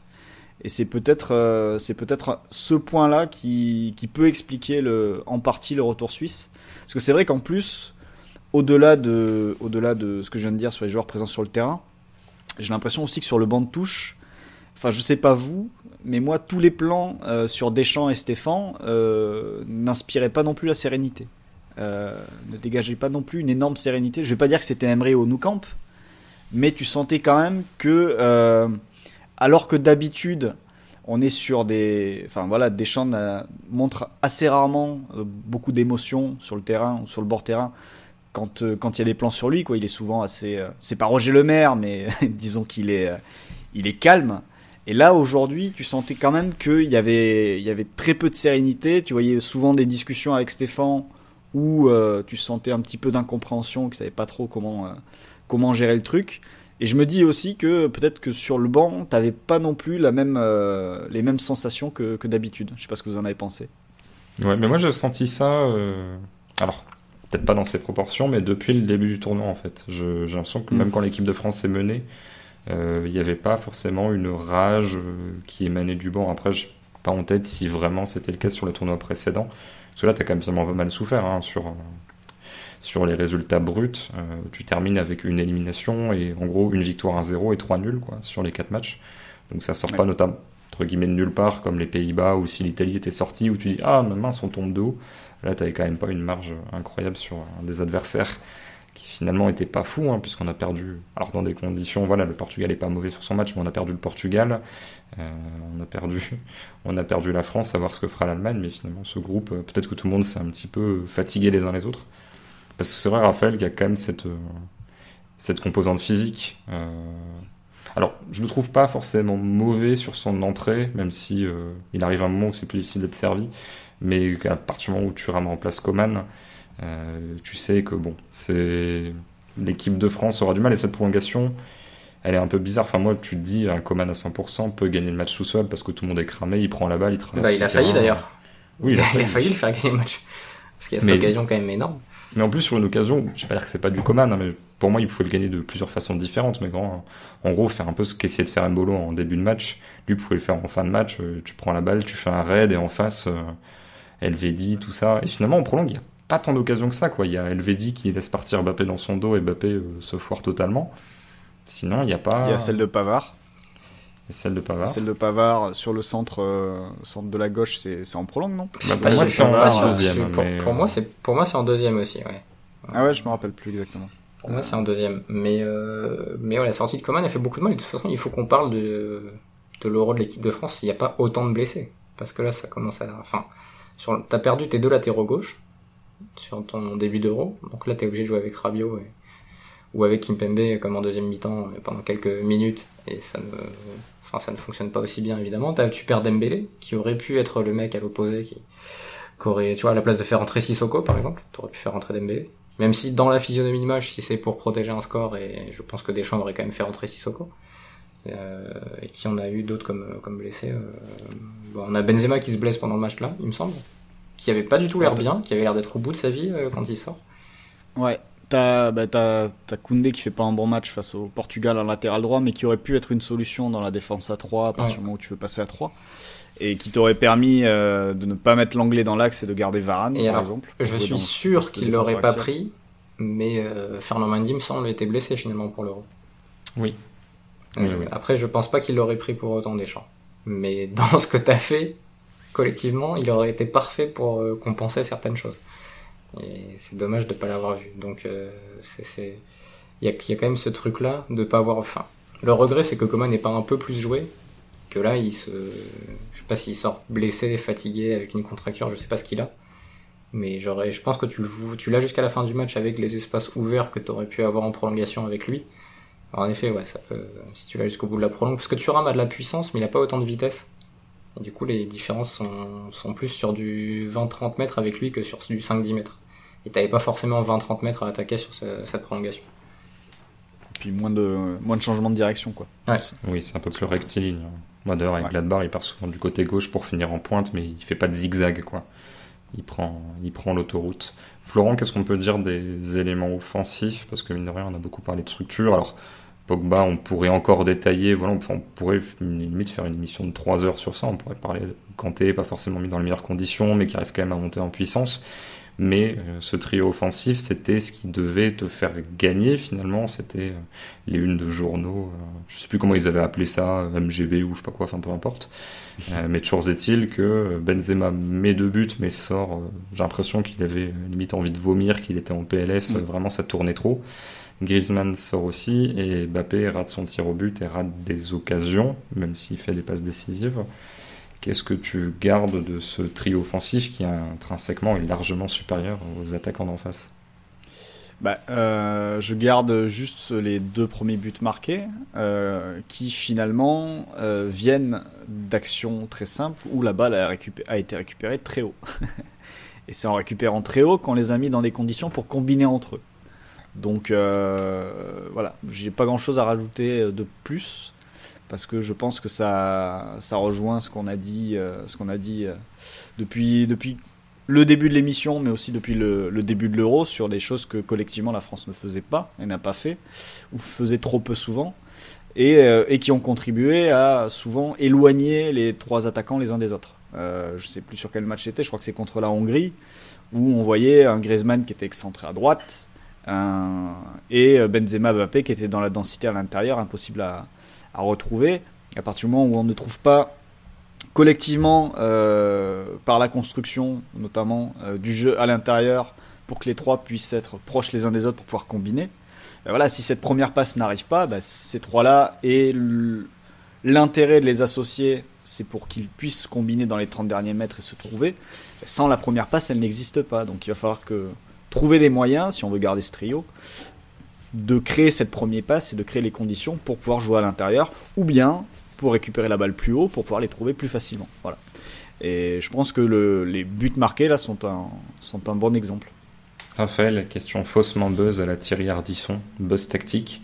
Est-ce que l'équipe de France, je vois que tu fais une tête un petit peu étonnée, l'équipe de France aurait pu plus facilement s'animer si t'étais pas obligé entre guillemets, mais de mettre les 3 sur le terrain? C'est-à-dire, est-ce que tu peux réfléchir au truc à plusieurs bandes, à te dire, du coup, si tu sélectionnes pas Benzema, tu n'es pas obligé de mettre Benzema, tu perds énormément en qualité, mais du coup, peut-être que tu es capable de faire une équipe plus fonctionnelle, et qu'en gros, ces 3-là, mais bon, c'est une question, on a écrit tous, je pense, sur ce sujet-là, avant le début de l'Euro, qu'en gros, à partir du moment où tu as ces 3-là, finalement, c'est pas si facile que ça, si tu sais pas bien presser, de construire les 7 restants pour faire un truc pertinent en phase offensive et en phase défensive.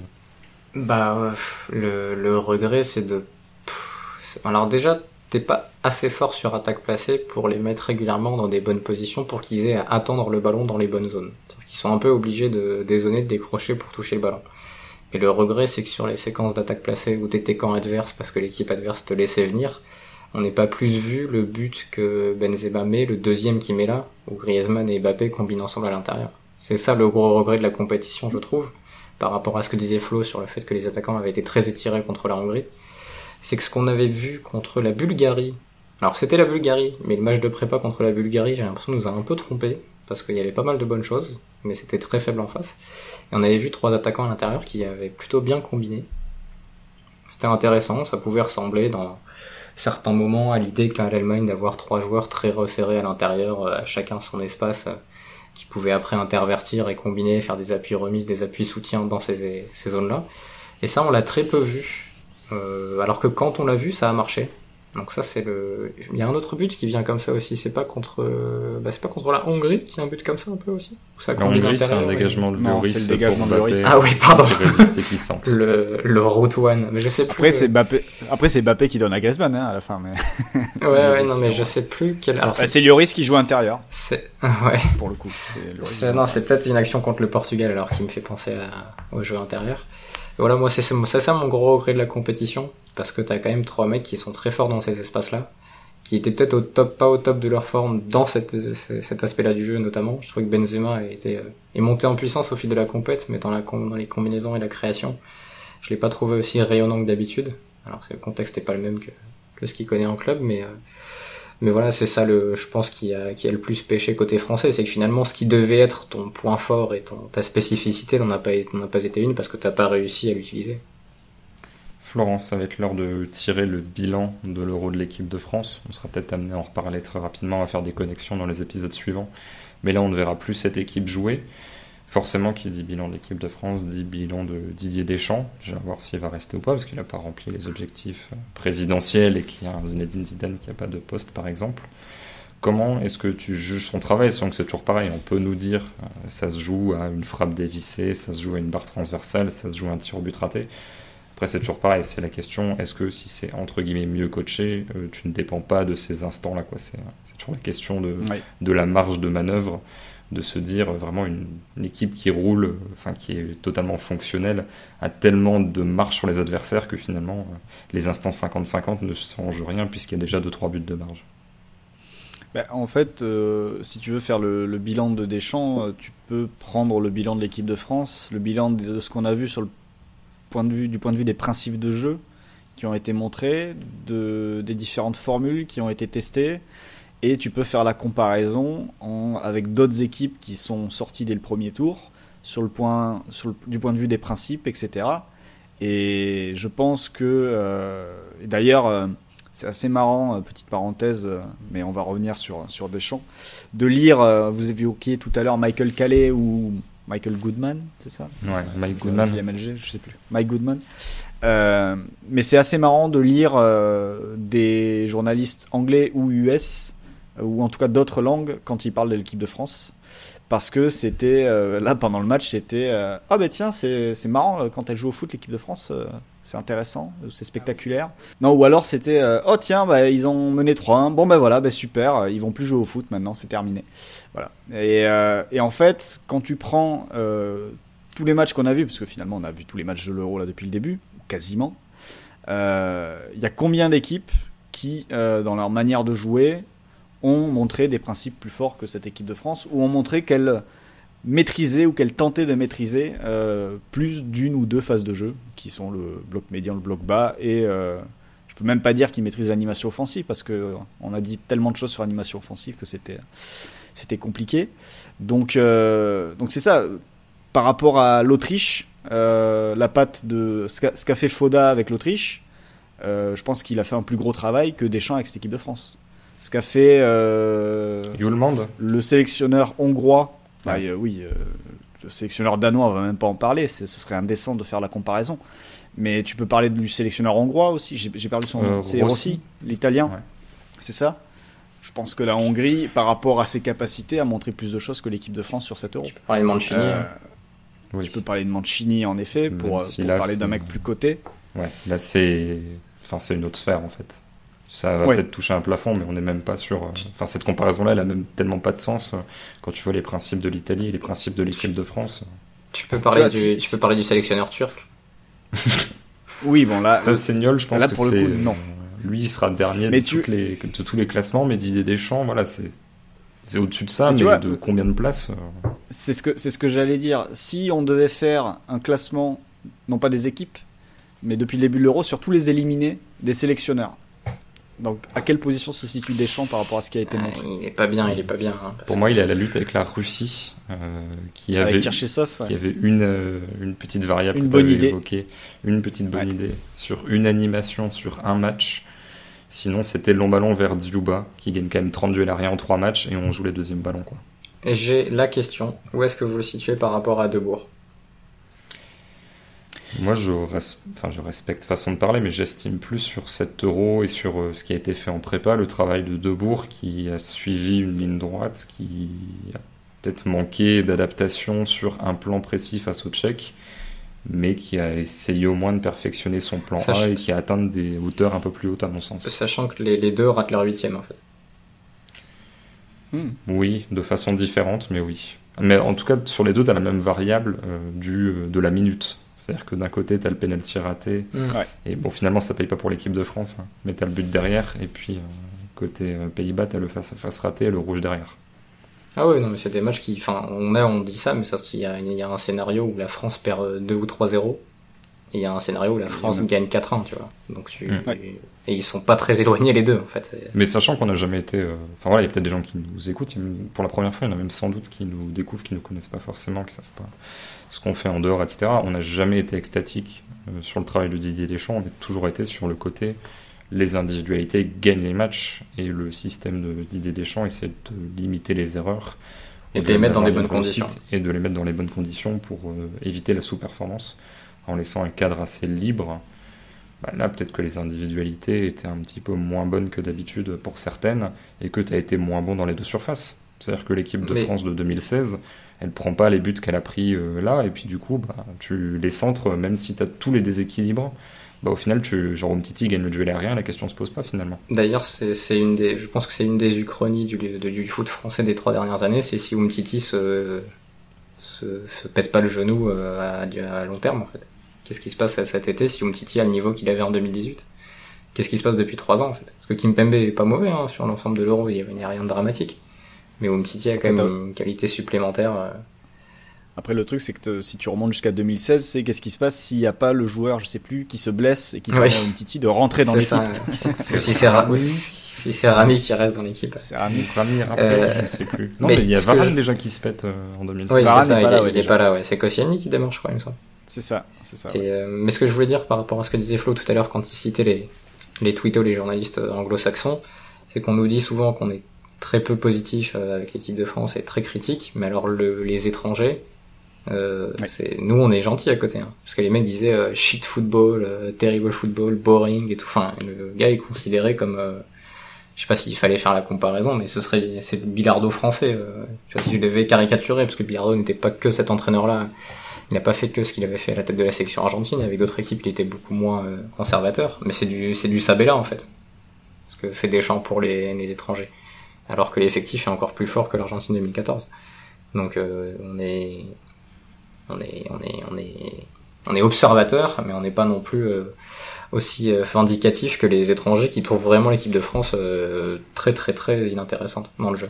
Puis il y a un truc qu'on n'évoque pas, et que là je vais pas forcément rentrer dans les détails, mais qui est que mine de rien, si on fait pas du tout révéler des news, machin, faire du off, on est quand même un petit peu câblé dans le monde du foot. Raphaël, si on prend nos différents bouquins, je pense qu'on a eu interviewé 190 personnes du monde du foot.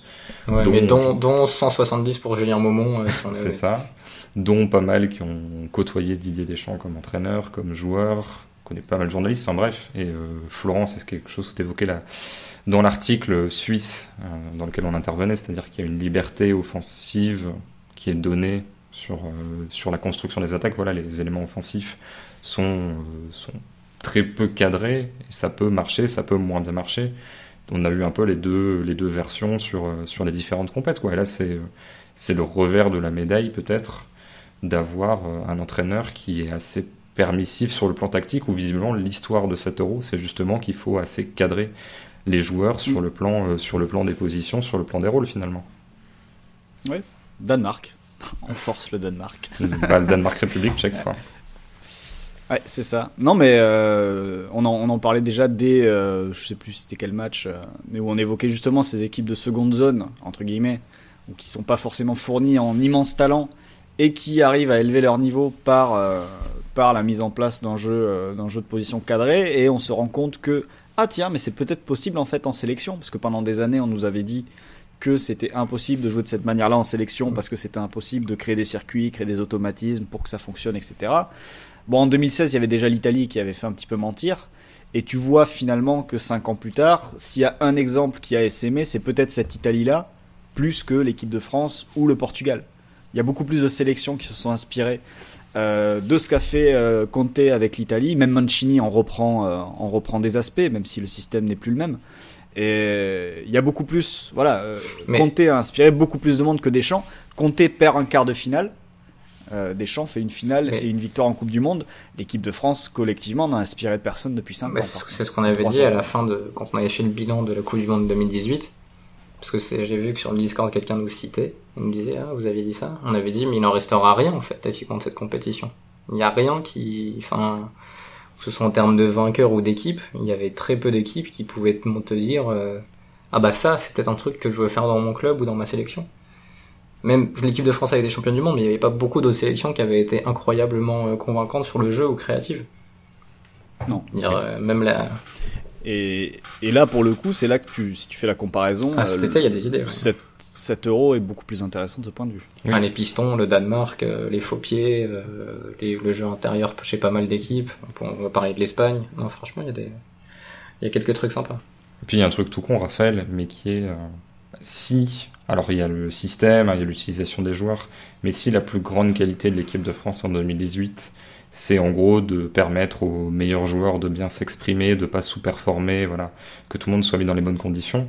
Qui peut s'inspirer de ça, à part la meilleure équipe ou les 2 meilleures équipes, voire les 3 meilleures équipes de chaque championnat, ou les 2-3 meilleures sélections. C'est-à-dire qu'une sélection, si en gros les grandes chances, le grand talent de l'équipe de France c'était, on a su être bien porté par nos individualités, l'équipe qui n'a pas d'individualité, elle peut pas s'inspirer de ça en fait. Même l'Italie, elle peut pas dire du coup notre truc c'est que Berardi, Locatelli, Jorginho nous sauve en fait. C'est pas en ce moment, et quand tu vois même les générations espagnoles, les Allemands, c'est pertinent pour personne en fait. On va jouer la carotte avec Ferran Torres et on va dire à Coquet de lui envoyer des longs ballons dans la profondeur. Ouais, non, mais il y a l'Angleterre qui fera ça peut-être demain. Enfin tout à l'heure du coup. Oui, en bétonnant, j'en ai peur. Ouais, c'est ça. Mais voilà. Florent, est-ce que tu as quelque chose à dire pour conclure ce match, l'équipe de France, tout ça, assez riche, ou est-ce qu'on bascule sur le match suivant? Non, là, comme ça, j'ai rien qui vient. Donc, on peut basculer sur le suivant, à moins que Raphaël ait quelque chose. Oui, pour éviter de dire, Mbappé, il voulait des responsabilités, machin, mais voilà. Je pense que c'est un truc je doute pas qu'il arrivera à s'en relever, mais je pense que c'est le genre de truc qui peut le rendre très très fort sur les 2-3 années, là. Parce que, à mon avis, c'est le genre de mec qui va cravacher derrière. Je pense pas que c'est le mec qui va s'apitoyer sur son sort ou se laisser abattre. C'est le mec qui va encore en vouloir plus. Alors évidemment, c'est dramatique que l'équipe de France sorte à ce stade de la compétition, etc. Mais pour lui, en termes de progression personnelle, je pense que c'est plutôt pas mal. Est-ce que toi, en tant que fan de manga, tu vois le début d'un shonen, une route vers la rédemption? Alors, sauf qu'en général, dans les shonen... Ou alors il devient un super vilain. Après c'était plus ce truc-là, c'est plus côté Trae Young, genre le mec va trash-talker tout le monde et dire voilà, j'ai raté mon péno, maintenant je vous défonce. Parce qu'en général, dans un shonen, le protagoniste est toujours considéré comme un tocard au début. Or Mbappé est coté depuis qu'il a 10 ans. Ouais, d'accord. Tu vois, donc ce serait plus l'ennemi dans un shonen. Ce serait, tu vois, si dans Naruto, ce serait Sasuke, quoi. C'est le mec surdoué, hyper talentueux, qui vrille à un moment dans sa famille, avec des multiples trahisons. Ce serait plus ça. Mais non, mais je pense qu'il va s'en relever. Et autre chose, on le classe où, Pogba, dans les milieux français des 40 dernières années, là? Il sort en 8ème, donc on va l'oublier, mais son Euro est exceptionnel, je trouve. Ouais. D'ailleurs, pour reprendre des des twittos hors France, même si en France aussi il a été monté très haut, mais ça disait qu'il était de très très loin le meilleur joueur de l'Euro jusqu'à ce soir, quoi, jusqu'au huitième de finale. Ouais, c'était Michael Cox. Mais je m'y perds avec tous les Michael, il y en a pas. À part Platini 84, je vois personne qui peut rivaliser avec les 3 dernières compétitions de Pogba vraiment sur la durée. Bah c'est l'enchaînement qui est fou en fait. Et tu peux même, enfin, il était pas aussi fort, mais 2014, il marque déjà un but super important contre le Nigeria. Oui. Et t'es pas loin de sortir sur ce match contre le Nigeria d'ailleurs. C'était aussi un huitième de finale très très difficile. Et non, mais là, il a un enchaînement assez fou et j'espère que dans un an et demi, il va faire pareil. Parce que du coup, il pourrait essayer de rivaliser avec Modric en termes d'enchaînement de compétition insensé. Parce que Modric, alors je sais plus si la Croatie fait la Coupe du Monde 2010. Je me rappelle plus de la Coupe du Monde 2010 de la Croatie. J'ai un blanc, j'ai un vide, je sais même pas s'ils la font. Je sais pas. Mais il fait quand même Euro 2008 exceptionnel, Euro 2012 exceptionnel, Euro 2016 aussi, Coupe du Monde 2018 évidemment, et ça va faire en plus une transition parfaite pour Christophe Kuchli. Absolument. Il n'a pas marqué, mais Luka Modric était sur le terrain dans la défaite de la Croatie face à l'Espagne après prolongation. 5-3, une journée riche en buts. Donc les buts. Pedri contre son camp à la 20e, même si bon, c'est pas complètement sa faute. Puis ensuite 3 buts espagnols, Sarabia, Spilicueta, Ferran Torres. Orsic et Pasalic permettent à la Croatie d'arracher la prolongation, mais en prolongation, l'ami Morata ainsi que Oyarzabal marquent les 2 buts espagnols.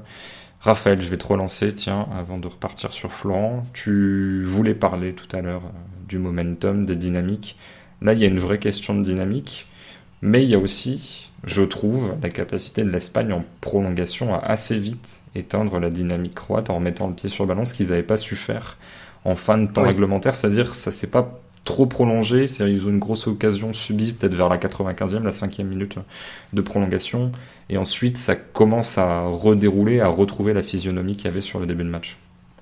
Oui, parce qu'en plus les minutes qui suivent le 3-3, tu te dis ok, la Croatie va passer, ils ont encore le dessus, mais match de momentum oui aussi, parce que finalement l'Espagne fait un très bon début de match. Et puis il y a ce but sorti de nulle part, ce CSC sorti de nulle part, et d'un coup la Croatie joue super bien, et ressort des ballons super proprement, et se crée des occasions.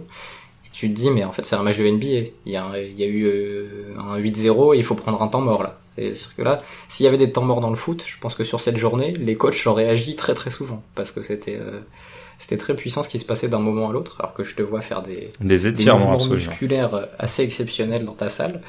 Non, mais vraiment, ça a été un match particulier, parce que l'Espagne paraît vraiment, vraiment au-dessus sur jusqu'au but croate, jusqu'au CSC. Ensuite, tu dis, oh là, ils peuvent très bien prendre 2-0, 3-0 sur les 10 minutes suivantes. Ils reprennent le dessus derrière, et tu dis, bah, ça peut finir à 4-5-1. Il y a ce 3-2 qui paraît un peu comme la Suisse sort de nulle part, et puis après, par contre, le 3-3, tu le vois arriver. Et ça, c'est Herbache qui est un peu... Flo disait là... Je sais même plus si tu le disais du premier ou du deuxième match de la journée, tu disais... Ce qui est bien, c'est qu'à partir de maintenant, on n'a plus besoin de trop analyser parce que ça devient fou. Et en fait, les 2 matchs, ça a été le cas. Oui, ça marche sur les 2. Et par contre, c'est une des meilleures journées d'Euro depuis quelques années. Enfin, depuis quelques éditions, parce que là, on a je sais même plus quelle journée. Ce 28 juin 2021 restera très très divertissant en termes de football et de scénario.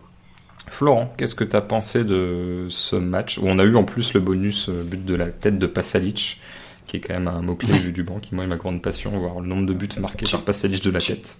Tu as vu les stats sur les buteurs selon les clubs L'Atalanta doit passer devant tout le monde maintenant. Et devant bah, ils étaient deuxième à une certaine heure de la journée, je sais pas si ça a changé depuis. Est-ce que sur France, la Suisse, il pouvait y avoir un an, je crois pas. Enfin, bah, Freuler aurait pu marquer, mais non. Mais ils sont deuxième, je crois. Je sais plus qui est premier, mais ils étaient deuxième avec 7 buts. Je réfléchis, j'ai pas le premier. Donc Florent, qu'est-ce que tu as pensé de ce match où l'Espagne a très longtemps joué quasiment toute seule en fait, t'enlèves 2-3 temps forts croates de 5-10 minutes, c'était possession espagnole, et j'ai trouvé pas possession face à la Russie en 2018 ou stérile. Là, pour moi, il y avait vraiment beaucoup de décalage, et moi j'ai vraiment trouvé ça plaisant et relativement abouti, surtout vu le 11 où je comprenais pas forcément tous les joueurs alignés. Bah, c'est simple, hein. Je pense que tu peux sortir du premier quart d'heure. Si toutes les occasions sont mises dedans, ça peut faire 3-0 au bout d'un quart d'heure de jeu. T'en as 2 pour Coquet, avec une reprise, il arrive trop vite et le ballon est juste derrière lui, il n'arrive pas à le reprendre. T'as son face à face avec le gardien. Et la troisième occasion, c'est la tête de Morata sur centre de, je sais pas, ça vient de la droite, c'est peut-être Ferran. Qui met le centre. Logiquement, ça pourrait être lui. Et ça peut faire 3-0 en 15 minutes. Et il y a rien à dire. La deuxième action qui finit sur un coquet lancé face au but avec une passe incroyable de Pedri aussi qui casse la défense croate.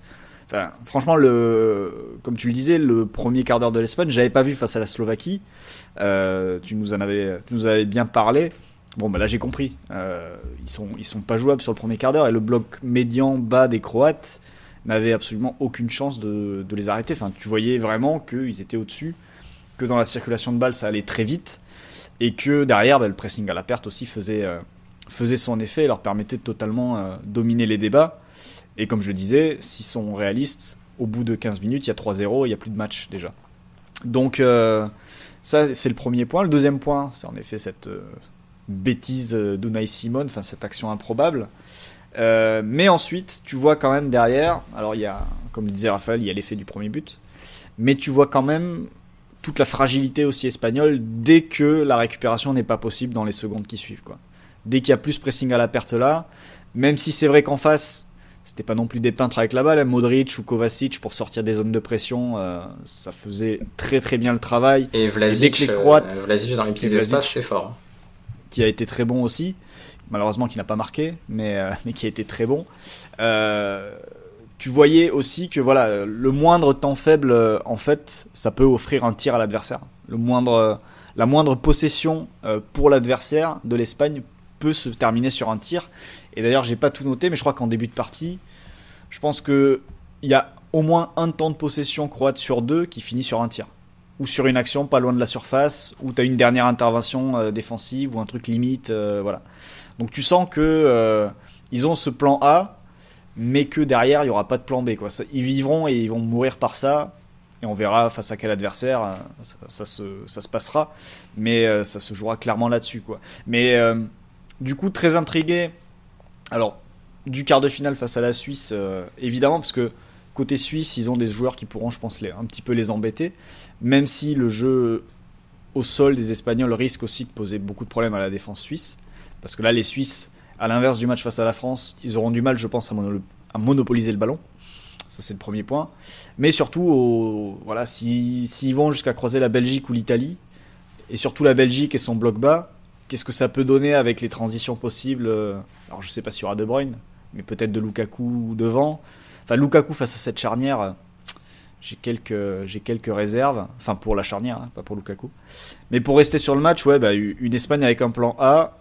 Et ensuite des Croates qui ont vécu par poche de possession un petit peu avec Modric à la baguette. Ça a donné un match très plaisant et c'est vrai que comme le disait Raphaël que le momentum, voilà, 2-1, 3-1 tu te dis que c'est plié, comme 3-1 sur le but de Pogba tu te dis que c'est plié, et puis par contre là à 3-2 tu sentais que les Croates étaient capables de refaire basculer dans l'autre sens. Raphaël, si on reparle avant de parler des faiblesses notamment de la charnière et de la défense de manière générale, de ce qui est bien fait en possession, parce que c'est quelque chose qui a pu être accolé à l'Espagne, même sur le début de tournoi. Alors il y avait énormément de maladresse, mais ce côté, on fait 1 milliard de passes et il n'y a pas beaucoup d'occasions. Ce qui d'ailleurs est un biais énorme, je trouve.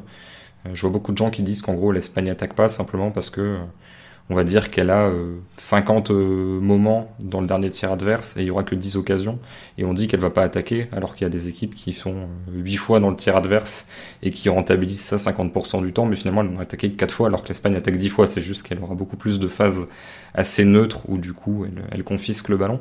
Qu'est-ce qui t'a plu dans cette capacité à faire des décalages? Moi je veux dire rapidement, j'ai bien aimé l'adaptation Torres-Sarabia qui change de côté, je trouvais que c'était pas mal, ça a vraiment bousculer les choses. Et sinon une espèce de triangle, alors même si c'est un peu plus compliqué que ça, avec le ballon voyageait beaucoup, mais en gros Laporte, Busquets, Pedri sur axe gauche, où en gros t'avais quasiment pas une passe qui ne cassait pas les lignes. En fait c'est vraiment l'antithèse de la neutralité qui pouvait être parfois accolée à cette sélection. Oui, non, mais c'est le Laporte, Busquets, Pedri, c'est un peu le Blind de Jong.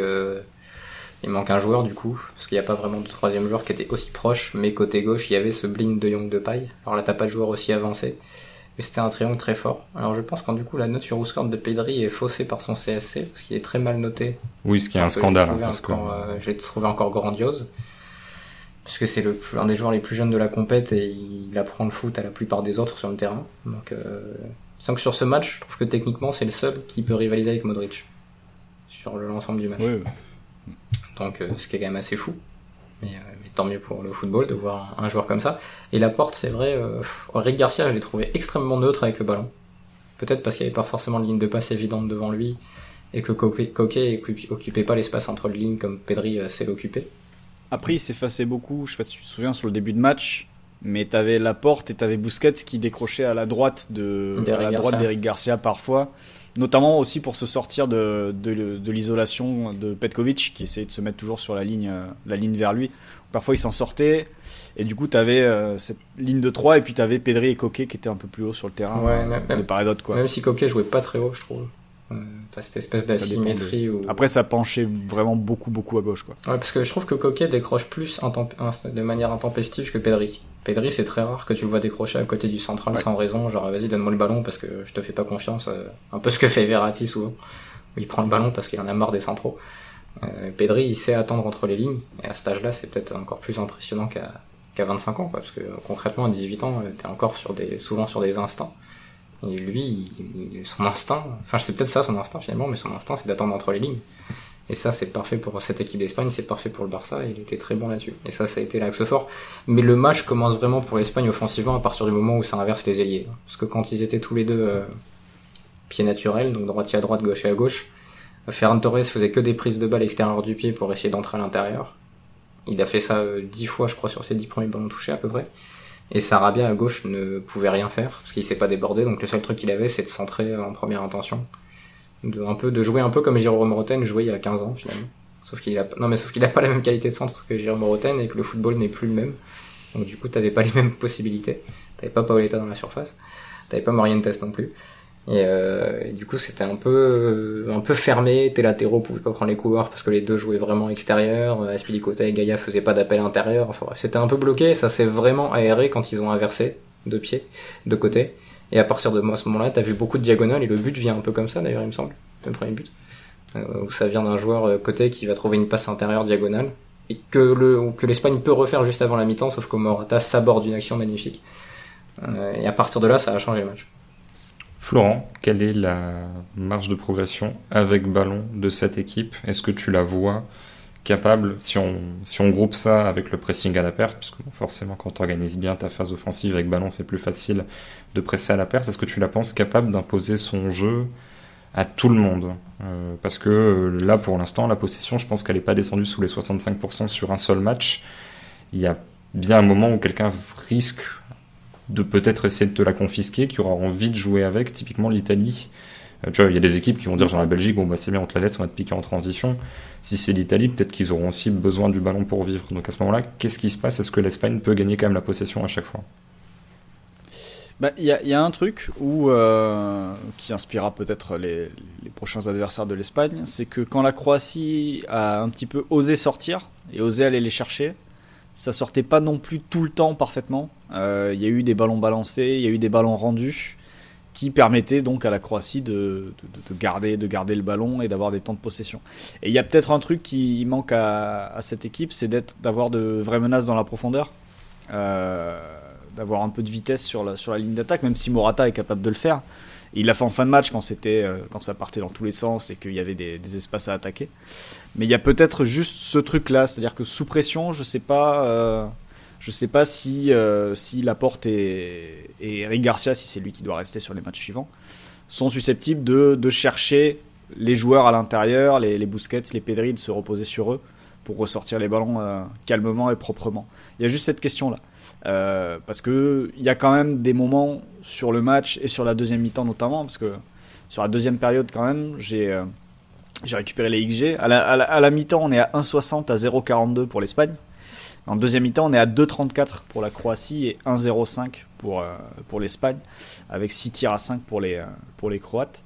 Mais j'ai vraiment senti que quand les Croates essayaient de sortir, essayaient de rester haut, il y avait quelques soucis parfois pour les Espagnols justement pour garder la balle au sol et conserver leurs habitudes de jeu, quoi. Donc même si parfois, tu vois, notamment en deuxième mi-temps, on a pu voir Busquets faire des choses sous pression assez folles avec le ballon pour s'en sortir sans donner l'impression de faire plus de 3 pas sur le terrain avec le ballon dans les pieds.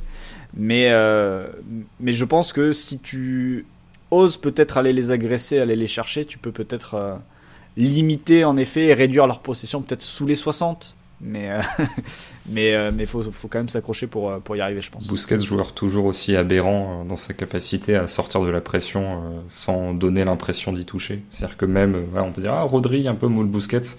Là, t'as Busquets qui prend la place de Rodri, et tu fais, oui, en fait, il y a peut-être une filiation, mais c'est le fils qui est bien moins bon que le père. Peut-être qu'un jour, il arrivera au niveau. Mais bon, après, Busquets, c'est pas défendre une transition, il y a d'autres soucis. Mais à la fois dans les passes intérieures qu'il va trouver, où vraiment il y a même des passes en profondeur où parfois tu te dis tiens, il fait aussi des lancements comme ça un peu à la Guardiola, à l'époque où Guardiola était joueur, il a été saoulant un peu en première période quand même, où il y avait beaucoup de jeux vers l'arrière. Il y a des moments où il pouvait mettre le ballon au sol, il claquait des déviations aériennes qui ont failli faire un peu perdre le ballon à l'Espagne. Enfin, je l'ai pas trouvé si vertical que ça sur la première partie du match. Bah écoute, moi j'ai bien aimé Sergio Busquets, et à noter que la deuxième période, l'Espagne est à 59% de possession. Donc ça lisse un petit peu le total. Effectivement, elle est légèrement sous les 60%, mais sur cette période-là. Raphaël, phase défensive, où il y a d'ailleurs quelque chose lié sans être lié, parce qu'il fait la passe décisive sur l'un des buts, mais il y a l'entrée de Pau Torres à la place d'Eric Garcia. Du coup, tu termines avec deux gauchers. Pau Torres se met à gauche, sa position naturelle, et Laporte passe axe droit. Et à ce moment-là, Pau Torres donc fait une ouverture exceptionnelle pour Ferran, l'autre Torres qui amène le 3-1, mais ensuite tu prends 2 buts, et globalement c'est pas la sécurité sociale, et c'est-à-dire que si Garcia n'est pas incroyable sur les 70 premières minutes, et que tu le remplaces par Pau Torres, qui est pas incroyable sur les 50 suivantes, t'as qu'une seule certitude qui est Laporte, que moi j'aime beaucoup, mais qui est pas le défenseur le plus cadré non plus sur la phase défensive. Oui, mais déjà c'est quand même le meilleur sur la phase offensive, je trouve, des trois. Ah oui, non, mais moi je suis le seul être humain très fan d'Aymeric Laporte, qui se fait tout le temps tracher sur Twitter, alors que pour moi c'est un joueur exceptionnel. Donc je ne vais pas dire du mal d'Aymeric Laporte, même si. Mais non, mais tu te dis que t'as bien fait de le naturaliser quand même. Parce que Eric Garcia, je pense que tu le mets contre. Ah bah justement, j'allais dire tu le mets contre Brelem Bolo. Mais quand il va jouer contre Brelem Bolo et Eric Garcia, qu'est-ce qui va se passer? Parce que là déjà contre des adversaires moins costauds, il était. Je le trouve léger quand même, Eric Garcia, sur ce niveau de compétition contre des attaquants. C'était léger contre Maxwell Cornet à l'époque. Qui va devoir gérer un 1 contre 1, je trouve ça un peu léger. Non, mais Mbolo qui sur le risque d'être aussi une clé pour la Suisse pour sortir de la pression. En plus, casser avec ses décrochages, essayer de casser le pressing espagnol. S'il va un peu embêter Busquets, ça peut être rigolo aussi. C'est ça, par exemple aussi. Ouais. Mais avant ça, tu vois, j'avais dit dans une émission d'hier ou avant-hier, je sais plus, il y a trop d'émissions, que l'Espagne et l'Allemagne étaient peut-être les deux seules équipes capables d'imposer leur jeu, et en fait l'Espagne n'a même pas été capable de le faire sur l'ensemble du match. Elle l'a quand même très bien fait sur la séquence qu'elle a dominée, et là je pense vraiment que sur ce moment-là, il n'y a que l'Allemagne et l'Espagne qui peuvent faire ça, mais ils n'ont pas réussi pour autant. Je pensais vraiment qu'à 3-1 ils arriveraient à continuer à contrôler le match, et ils n'ont pas du tout réussi. Et ça, c'est un truc qui m'a surpris par rapport à ça, qui a encore plus exposé tes défenseurs centraux. Je pensais qu'il allait avoir une possession défensive, que ça allait réussir à contrôler, se mettre camp adverse, défendre en avançant, presser à la perte. Je sais pas si la raison est physique, si c'est du momentum à nouveau, et donc ce serait plus psychologique. Mais du coup, les difficultés de tes centraux sont aussi liées à ça. Et du coup, je suis curieux de voir si la Suisse arrivera à faire comme la Croatie, à ressortir des ballons proprement, parce que Modric a quand même été capital, et Kovacic aussi, donc les deux ont été capitaux pour réussir à se sortir des séquences-là et à faire avancer la Croatie. Donc je sais pas qui du côté suisse pourrait faire la même chose. Ça peut être trouvé directement Mbolo, mais il faut avoir le temps de faire cette passe verticale vers Mbolo. Et ça, pour le coup, je pense que l'Espagne est très contente là de ne pas jouer Pogba. Puis par rapport à la Croatie, il y a aussi un truc, c'est sur la mobilité de Modric. Ah, il est trop fort. Parce qu'il était une capacité à prendre la balle, faire un petit dribble pour sortir de la pression et se déplacer après pour aller dans la zone, pour offrir justement une solution supplémentaire pour permettre au jeu de progresser, au ballon de circuler. Là-dessus, sur ce match-là, il fait un récital. Kovacic s'inspire un peu de lui, pas tout à fait aussi mobile encore, mais tu vois qu'il fait un petit peu les mêmes. Mais plus. Qui essaie de faire un peu les mêmes trucs. Plus vertical, balle au pied, ouais. Aussi. Il a plusieurs fois cassé. Modric, lui, il peut se balader sur tout le terrain, quoi. Et sur ce point-là, c'est vrai que pour l'instant, côté suisse, Xhaka, Freuler, ça reste assez axial, assez peu mobile. Et ça va le rester a priori. Et ça va le rester a priori. Donc c'est vrai que ça dépendra plus d'Embolo ou de la disponibilité d'un Shaqiri qui devra courir partout un peu plus haut sur le terrain. Mais c'est vrai que techniquement, t'auras pas la virtuosité de Modric qui peut faire ça pendant 90, même 120 minutes. Ou un peu moins du coup, vu qu'il est sorti, je crois, 113, 114. Après, si t'as du panache, c'est une réflexion totalement de personnes qui ne gèrent pas un club. Un truc totalement tactique, mais qui en pratique, je pense, serait pas pertinent. Tu mets Zakaria à la place de Shaqiri, que tu aides aussi à décrocher pour remonter les ballons, mais j'ai l'impression que Zakaria est pas forcément dans les plans. Et Shaqiri, qu'on n'a pas beaucoup vu ce soir, mais reste quand même quelqu'un d'important au sein du groupe. Christophe, est-ce qu'on parle de l'ami Orsic ? Oui, que moi j'aime beaucoup. Orsic, fait une grosse entrée. Je comprenais pas pourquoi il jouait pas. Je pense que José Mourinho l'aime beaucoup moins, puisqu'il a éliminé Tottenham à lui tout seul. Et qui est quelqu'un de très explosif, qui se met très facilement en position de frappe, et qui a pas peur en fait de jouer les coups, mais je trouve de bonne façon. Je sais pas ce que t'en penses, Raphaël. C'est pas que un trou noir qui va être chiant, c'est-à-dire qu'en fait il repère le 1 contre 1, il va le jouer, mais s'il y a un 1 contre 2, il est capable de faire la passe aussi. Alors c'est pas le meilleur joueur du siècle, mais c'est un vrai très bon joueur qui contrastait avec pas mal d'éléments offensifs croates qui étaient pas tous incroyables, quoi. Genre Rebic sur ce tournoi, bon, c'est compliqué, quoi. Oui. Non, mais il a fait à l'Espagne ce que Munitis avait fait à Thuram en 2000. Il a été très bon dans le 1 contre 1, dans la vitesse, parce qu'il va quand même très très vite. Et en fait, j'ai l'impression que la Croatie a un peu sous-utilisé les joueurs de banc sur cette compétition. Que ce soit Pasalic, que ce soit Orsic, que ce soit Vlasic sur l'ensemble de la compétition. Que ce soit, il y avait un autre joueur que j'avais bien aimé sur une entrée, je suis en train de le chercher sur le banc. Petkovic dans un registre beaucoup plus mobile et neuf, je l'ai trouvé plus convaincant que Kramaric et Rebic qui ont joué au même poste sans faire des folies, hein. C'était pas non plus aussi fantasque et aussi intéressant que Vlasic ou Orsic, mais Vlasic, tu en parlais déjà après le troisième match, mais que ce gars-là n'ait pas débuté les 2 premiers, bon. Il y a d'autres pages à tourner que la page Mandzukic, quoi. La page Perisic, je me dis que lui aussi, même s'il a marqué face à... Il a marqué 2 buts, je crois. Il marque face au Tchèque. En tout cas, il marque face au Tchèque, c'est sûr. Ouais. Et après, face à l'Écosse, il met le 3e, je crois, face à l'Écosse. Mais oui, c'est vrai que sur la ligne d'attaque, t'as l'impression qu'on était dans la continuité des précédents tournois, mais qu'il y a vraiment une page à tourner. Alors qu'au milieu, je pense que Modric, il peut encore durer... il peut faire au moins 18 mois. Il peut faire au moins 18 mois, ouais. Mais après, Orsic, c'est pas tout jeune. Hein. Il a 28 ans, je crois. Non, 28 ans, ouais. 28, ouais. Mais 92. Pasalic, c'est pas tout. Enfin, il est pas vieux, mais il est pas tout jeune non plus. C'est pas les nouvelles pépites. Alors que peut-être que Gvardiol a été un peu trop utilisé. Ouais, mais ça, c'est le problème, c'est que c'est pas. J'ai l'impression que c'est pas un latéral gauche. Il me semble que c'est un central gauche et le Barisic, le titulaire, est blessé, était pas apte. Je ne pense pas qu'il ait fait une seule feuille de match depuis le début de la compète. Et son rival, c'est Bradaric. Et malheureusement, je connais très bien Bradaric. Et je préfère voir Gvardiol avec tout le respect que j'ai pour ce joueur qui est un latéral qui ne sait pas défendre. Après, il y a aussi un truc sur la Croatie, sur la fin de match. C'est qu'ils se sont tellement déséquilibrés pour revenir que les buts encaissés, Christophe, je vais te laisser en parler. Brekalo, plus ou moins latéral. Le pauvre Brekalo qui était latéral, voilà. Sur les 2 buts, ça se voit. En fait, je réfléchissais à un joueur, duquel je sais plus à qui j'ai essayé d'expliquer en gros que Brekalo latéral, en fait, c'est genre mais Brekalo il est sur les buts.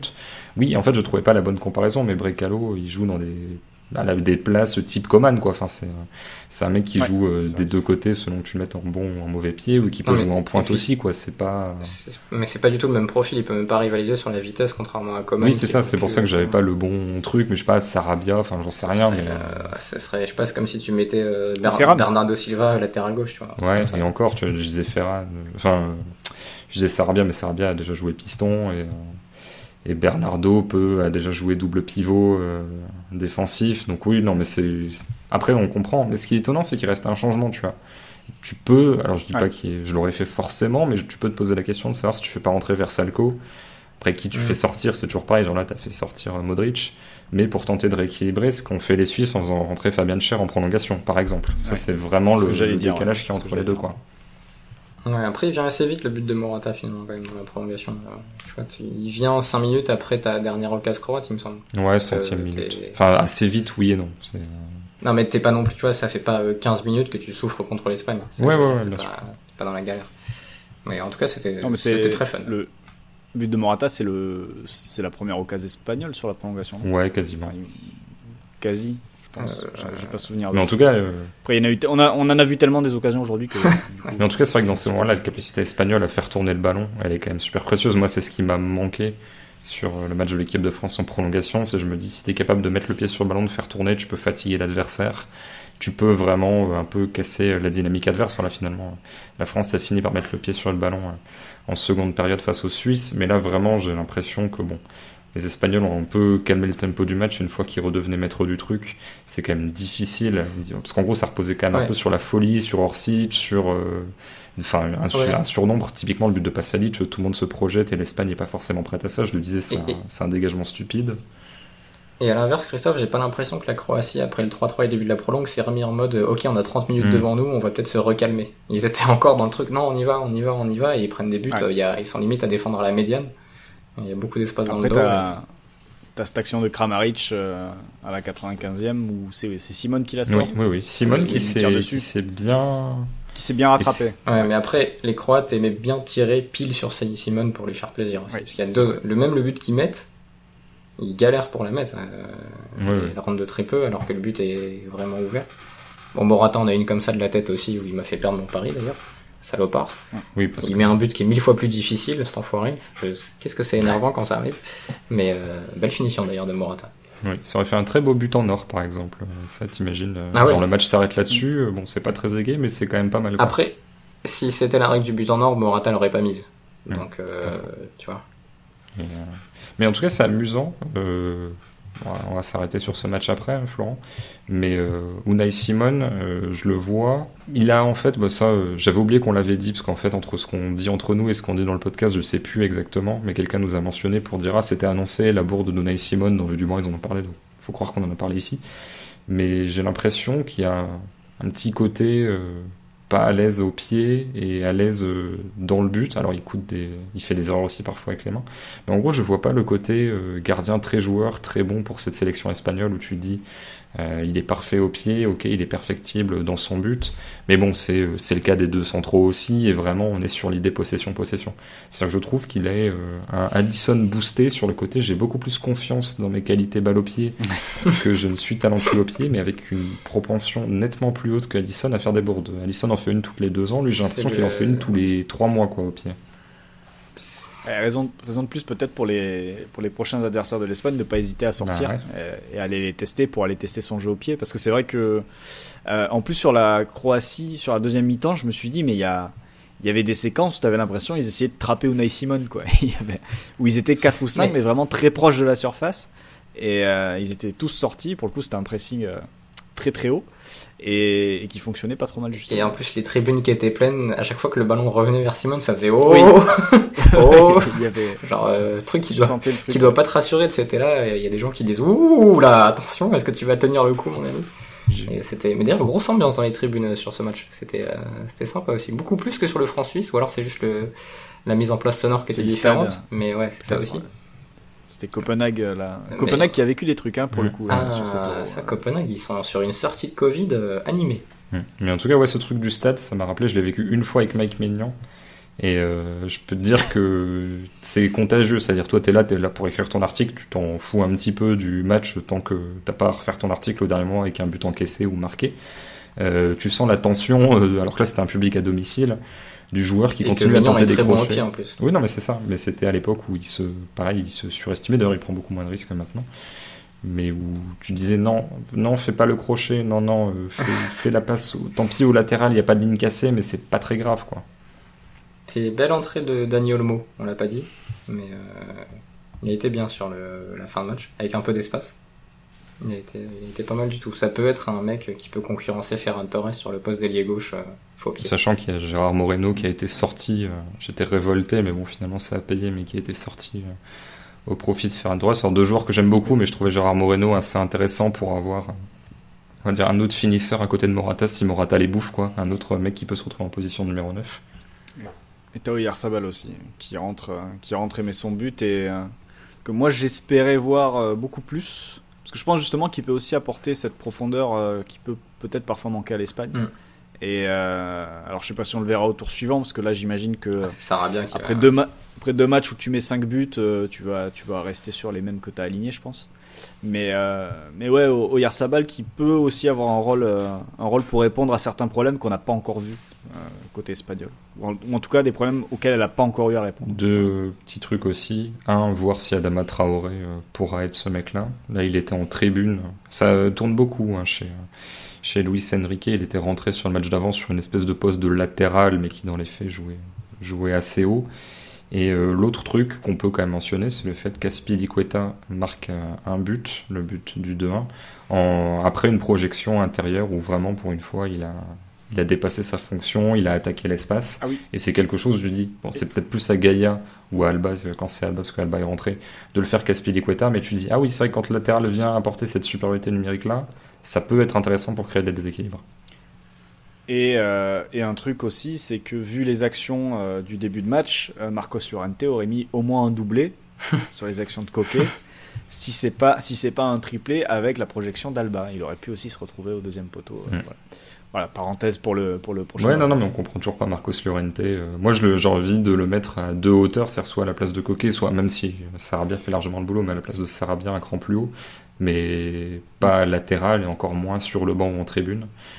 C'est Luis Enrique fait des choix où le 11 te semble pas toujours incroyable, et au final pour l'instant ça gagne, donc pas grand chose à redire. Juste Raphaël, en quelques mots avant qu'on passe au pari, comment est-ce que tu envisages le quart de finale entre l'Espagne et la Suisse, sans redire sur le plan tactique, etc., ce qu'on a déjà un peu évoqué, simplement la dynamique des deux équipes, les individualités? Est-ce que pour toi ça sera déséquilibré en faveur de l'Espagne? Oui, parce que je pense que l'Espagne arrivera à faire ce que la France aurait dû faire pour embêter la Suisse. Alors ils auront peut-être plus de problèmes sur des transitions que la France en aurait eu si elle avait peut-être mieux défendu, parce que leur défense centrale est moins rapide et qu'au milieu de terrain ils peuvent se faire percer, mais je sais pas avec qui les Suisses peuvent percer au milieu de terrain, à part si Mbolo décroche très bas. Et je pense que l'Espagne va presser tellement haut qu'on verra pas forcément les pistons suisses. Donc même là ils ont réussi à presser haut la Croatie. Alors le truc c'est que cet Euro est complètement imprévisible, donc on dit ça et ça se trouve la Suisse va mener 2-0 après 25 minutes, mais ça me semble vraiment être on ne le connaît pas encore tous, mais le quart de finale le plus déséquilibré d'assez loin. Merci Raphaël, merci Florent. On va passer à la séquence traditionnelle de fin d'émission, les paris, avec notre partenaire PMU.fr. PMU vous présente la séquence prono. Les paris où ce n'est pas un piège pour vous faire dire que vous avez raté. Je n'ai pas suivi quels étaient vos résultats. Je sais que Raphaël, donc tu n'as pas placé Morata parce que c'était buteur dans les 90 minutes, il marque en prolongation, et que Florent, tu n'as pas passé Vlasic buteur puisqu'il n'a pas marqué. Quelles étaient les deux autres choses engagées? L'autre c'était un happy bet avec Mbappé buteur et la France marque dans les demi-temps contre la Suisse. Donc il y a eu 3 buts, ça aurait pu être dans les demi-temps, il y a eu cette première mi-temps catastrophique. Et Mbappé n'a pas marqué malgré un lancement dès la première minute de jeu dans le dos d'Elvedi, où j'y ai cru dès le début. Mais finalement on a vite déchanté sur ça. Oui, Raphaël, toi c'était aussi lié au but de l'équipe de France, puisque la Suisse a concédé 10 fois moins que presque face à tout le monde dans ces temps faibles. Moi c'était la France ouvre le score en première et en deuxième période, donc voilà, ça s'est très très mal passé. Eh bien, on va essayer de faire mieux avec les paris du jour, alors que je voyais que tu m'as envoyé les buts et tu m'envoies un gif de Nagui également, j'aime beaucoup, alors que je cherche les paris. Les buts par club, où c'était la Juve, que j'hésitais à dire tout à l'heure, mais je ne sais plus qui étaient les autres joueurs, mais c'est vrai qu'en fait, tu prends Ronaldo, Chiesa, parce qu'en fait, j'avais que Ronaldo. Ramsey. Et Chiesa, Ramsey, t'en as peut-être un dernier. Non, Delire t'as pas marqué. Enfin bref, mais tu... Il y a pas un but de Chiellini ou Bonucci ou... Non, ils ont pas marqué. C'est de... Chiellini... Non, il est refusé, je crois. Je crois que Chiellini en met un, mais refusé. Morata, évidemment. Ah bah oui. Et donc ils ont pu continuer à scorer. Allez, on va partir sur le match de 18h avec mon ami, le pharaon du podcast français, Raphaël Cosmidis, sur Angleterre-Allemagne, étrangement programmé à 18h et pas à 21h. J'imagine que c'était dealé avant et qu'ils n'avaient pas forcément anticipé cet enchaînement-là sur les affiches, mais bon, tu pouvais te douter que ça serait... Enfin bref. Parce que c'est des deuxièmes de groupe, du coup, c'est Bah, ça? la Suède termine première de groupe. Ouais, c'est ça. J'imaginais, je pense, l'Espagne dans ce truc-là. Ouais. Mais bon. Donc, Angleterre-Allemagne, et tu as un pari très sec, très simple, très cadré. Oui, qui s'appuie sur ma foi peut-être déraisonnée, j'ai l'impression. En tout cas, un peu trop forte en Allemagne, qui m'a fait très forte impression contre le Portugal, dont j'aime beaucoup les principes de jeu, dont j'aime beaucoup les individualités. Je l'ai déjà dit, mais avec l'Espagne, je pense que c'est l'équipe qui est le plus capable de choisir comment un match peut se dérouler, pas par rapport au score, mais par rapport à la physionomie et à qui va jouer dans quel camp, et notamment dans le camp adverse. Donc c'est Allemagne à 2,95. Parce que je sais pas si l'Angleterre va être capable de gérer la largeur mieux que le Portugal l'avait fait. Alors peut-être que Southgate jouera à 5 pour régler ça, et en même temps c'est un souhait, Christophe. Parce que maintenant que je suis triste que l'équipe de France soit sortie, parce que j'aime quand même l'équipe de France et que j'aurais voulu voir Pogba continuer son tournoi vu sa forme incroyable, mais j'ai envie que l'Allemagne continue et qu'elle nous propose des performances similaires à ce qu'elle avait fait contre le Portugal, et peut-être un peu moins contre la Hongrie. Mais j'ai pas vu ce match, donc je crois que c'est pour ça que mon impression de l'Allemagne est un peu faussée. Mais bon, Allemagne à 2,95, je sais pas où le match se déroule, c'est Wembley encore ? C'est le quart qui joue ailleurs s'il passe, je crois. C'est un truc comme ça, il me semble. Et ben écoute, on va espérer que l'équipe d'Angleterre se saborde à domicile, ce qui est pressenti par pas mal d'Anglais, qui sont quand même un peuple assez pessimiste sur leur équipe de football. Donc l'Allemagne, je suis en train de regarder les compos annoncés par Ouscord, où ça annonce notamment un Kieran Trippier en piston gauche et un Reece James en piston droit, avec toujours cette reconduction du milieu Rice Phillips. Donc voilà, victoire de l'Allemagne à 2,95. Alors que donc du coup, cliquer sur le Bolivie-Argentine me permet de voir que Papou Gomez vient de marquer en début de match. Florent, tu vois, tu as un happy bet sur un pari que je n'aurais pas fait. Oui. Donc vas-y, dis-moi. Moi, j'étais plutôt sur la thématique, le pressentiment inverse. Fermé, oui. Ouais, la thématique du match fermé. Non, je vais rester dans le côté happy, en effet, le côté joyeux, le côté but, le côté spectacle. Donc tout simplement parce que je pense quand même que, en effet, ça peut être fermé dans l'idée de départ, notamment côté anglais, particulièrement côté anglais. Maintenant, un peu comme Raphaël, je rejoins sur le fait que est-ce que les Anglais vont pouvoir vraiment fermer s'ils prennent beaucoup de pression allemande. J'en suis pas non plus certain de leur capacité à parfaitement défendre pendant 90 minutes face aux Allemands. Mais surtout, je pense aussi les Anglais capables de sortir plus d'une fois en transition et de faire mal aussi. Mais vu que je reste assez perplexe ou en tout cas j'ai pas envie de me projeter sur le nom du vainqueur, j'ai décidé de partir sur un happy bet en effet, où on est sur des plus de 2,5 buts inscrits dans le match, donc un petit 2-1 par exemple, quelque chose comme ça, et les deux équipes qui marquent. Voilà, parce que je pense que l'Allemagne est capable de mettre un but en Angleterre, même si l'Angleterre a très très peu concédé, voire pas concédé du tout même d'ailleurs depuis le début du tournoi. Et en face, je pense que l'Angleterre aussi, on a vu que les Allemands étaient loin d'être les plus solides, même la Hongrie a pu les mettre en difficulté sur des actions, pourtant, sans forcément créer énormément de décalage. On peut se souvenir du but de Salai, c'est Salai, celui-là, de la tête.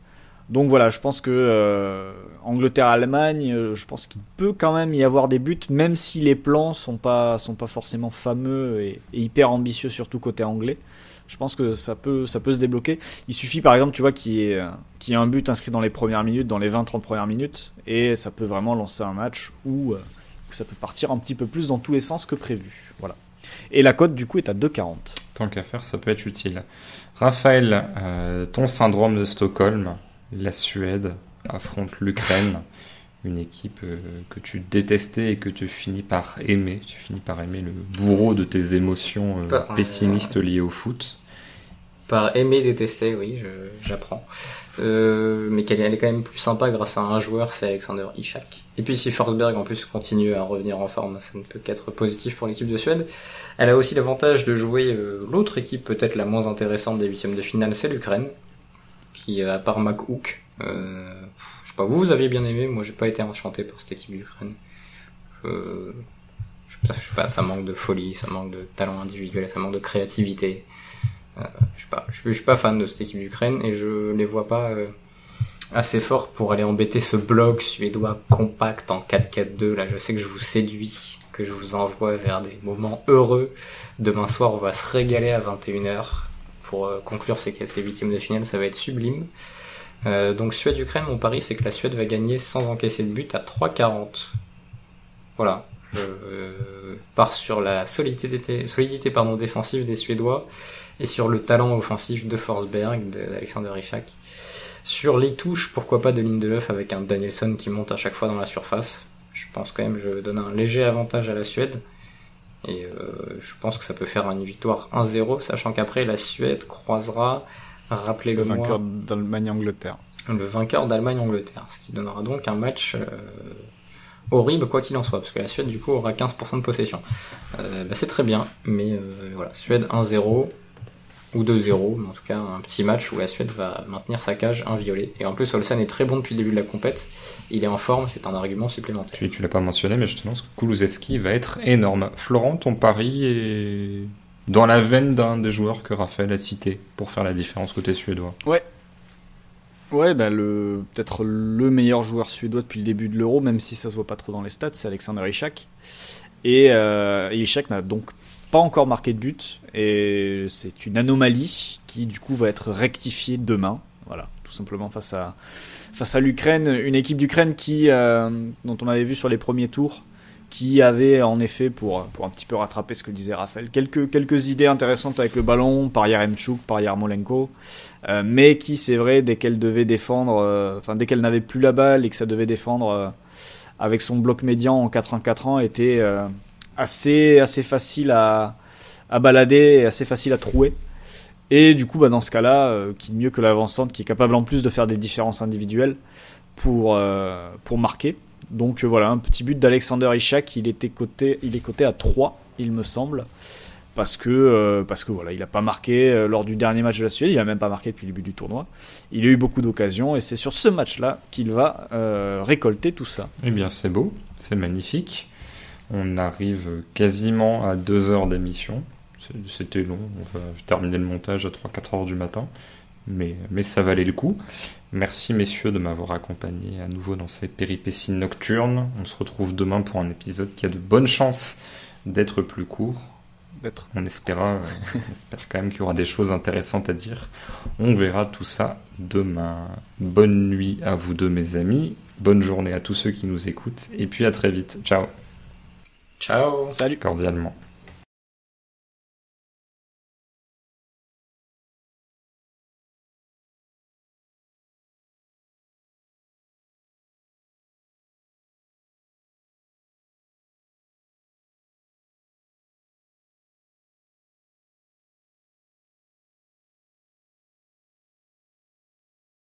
Vous avez tout compris grâce à ce podcast. C'est le moment de parier sur PMU.fr. PMU, que les meilleurs gagnent.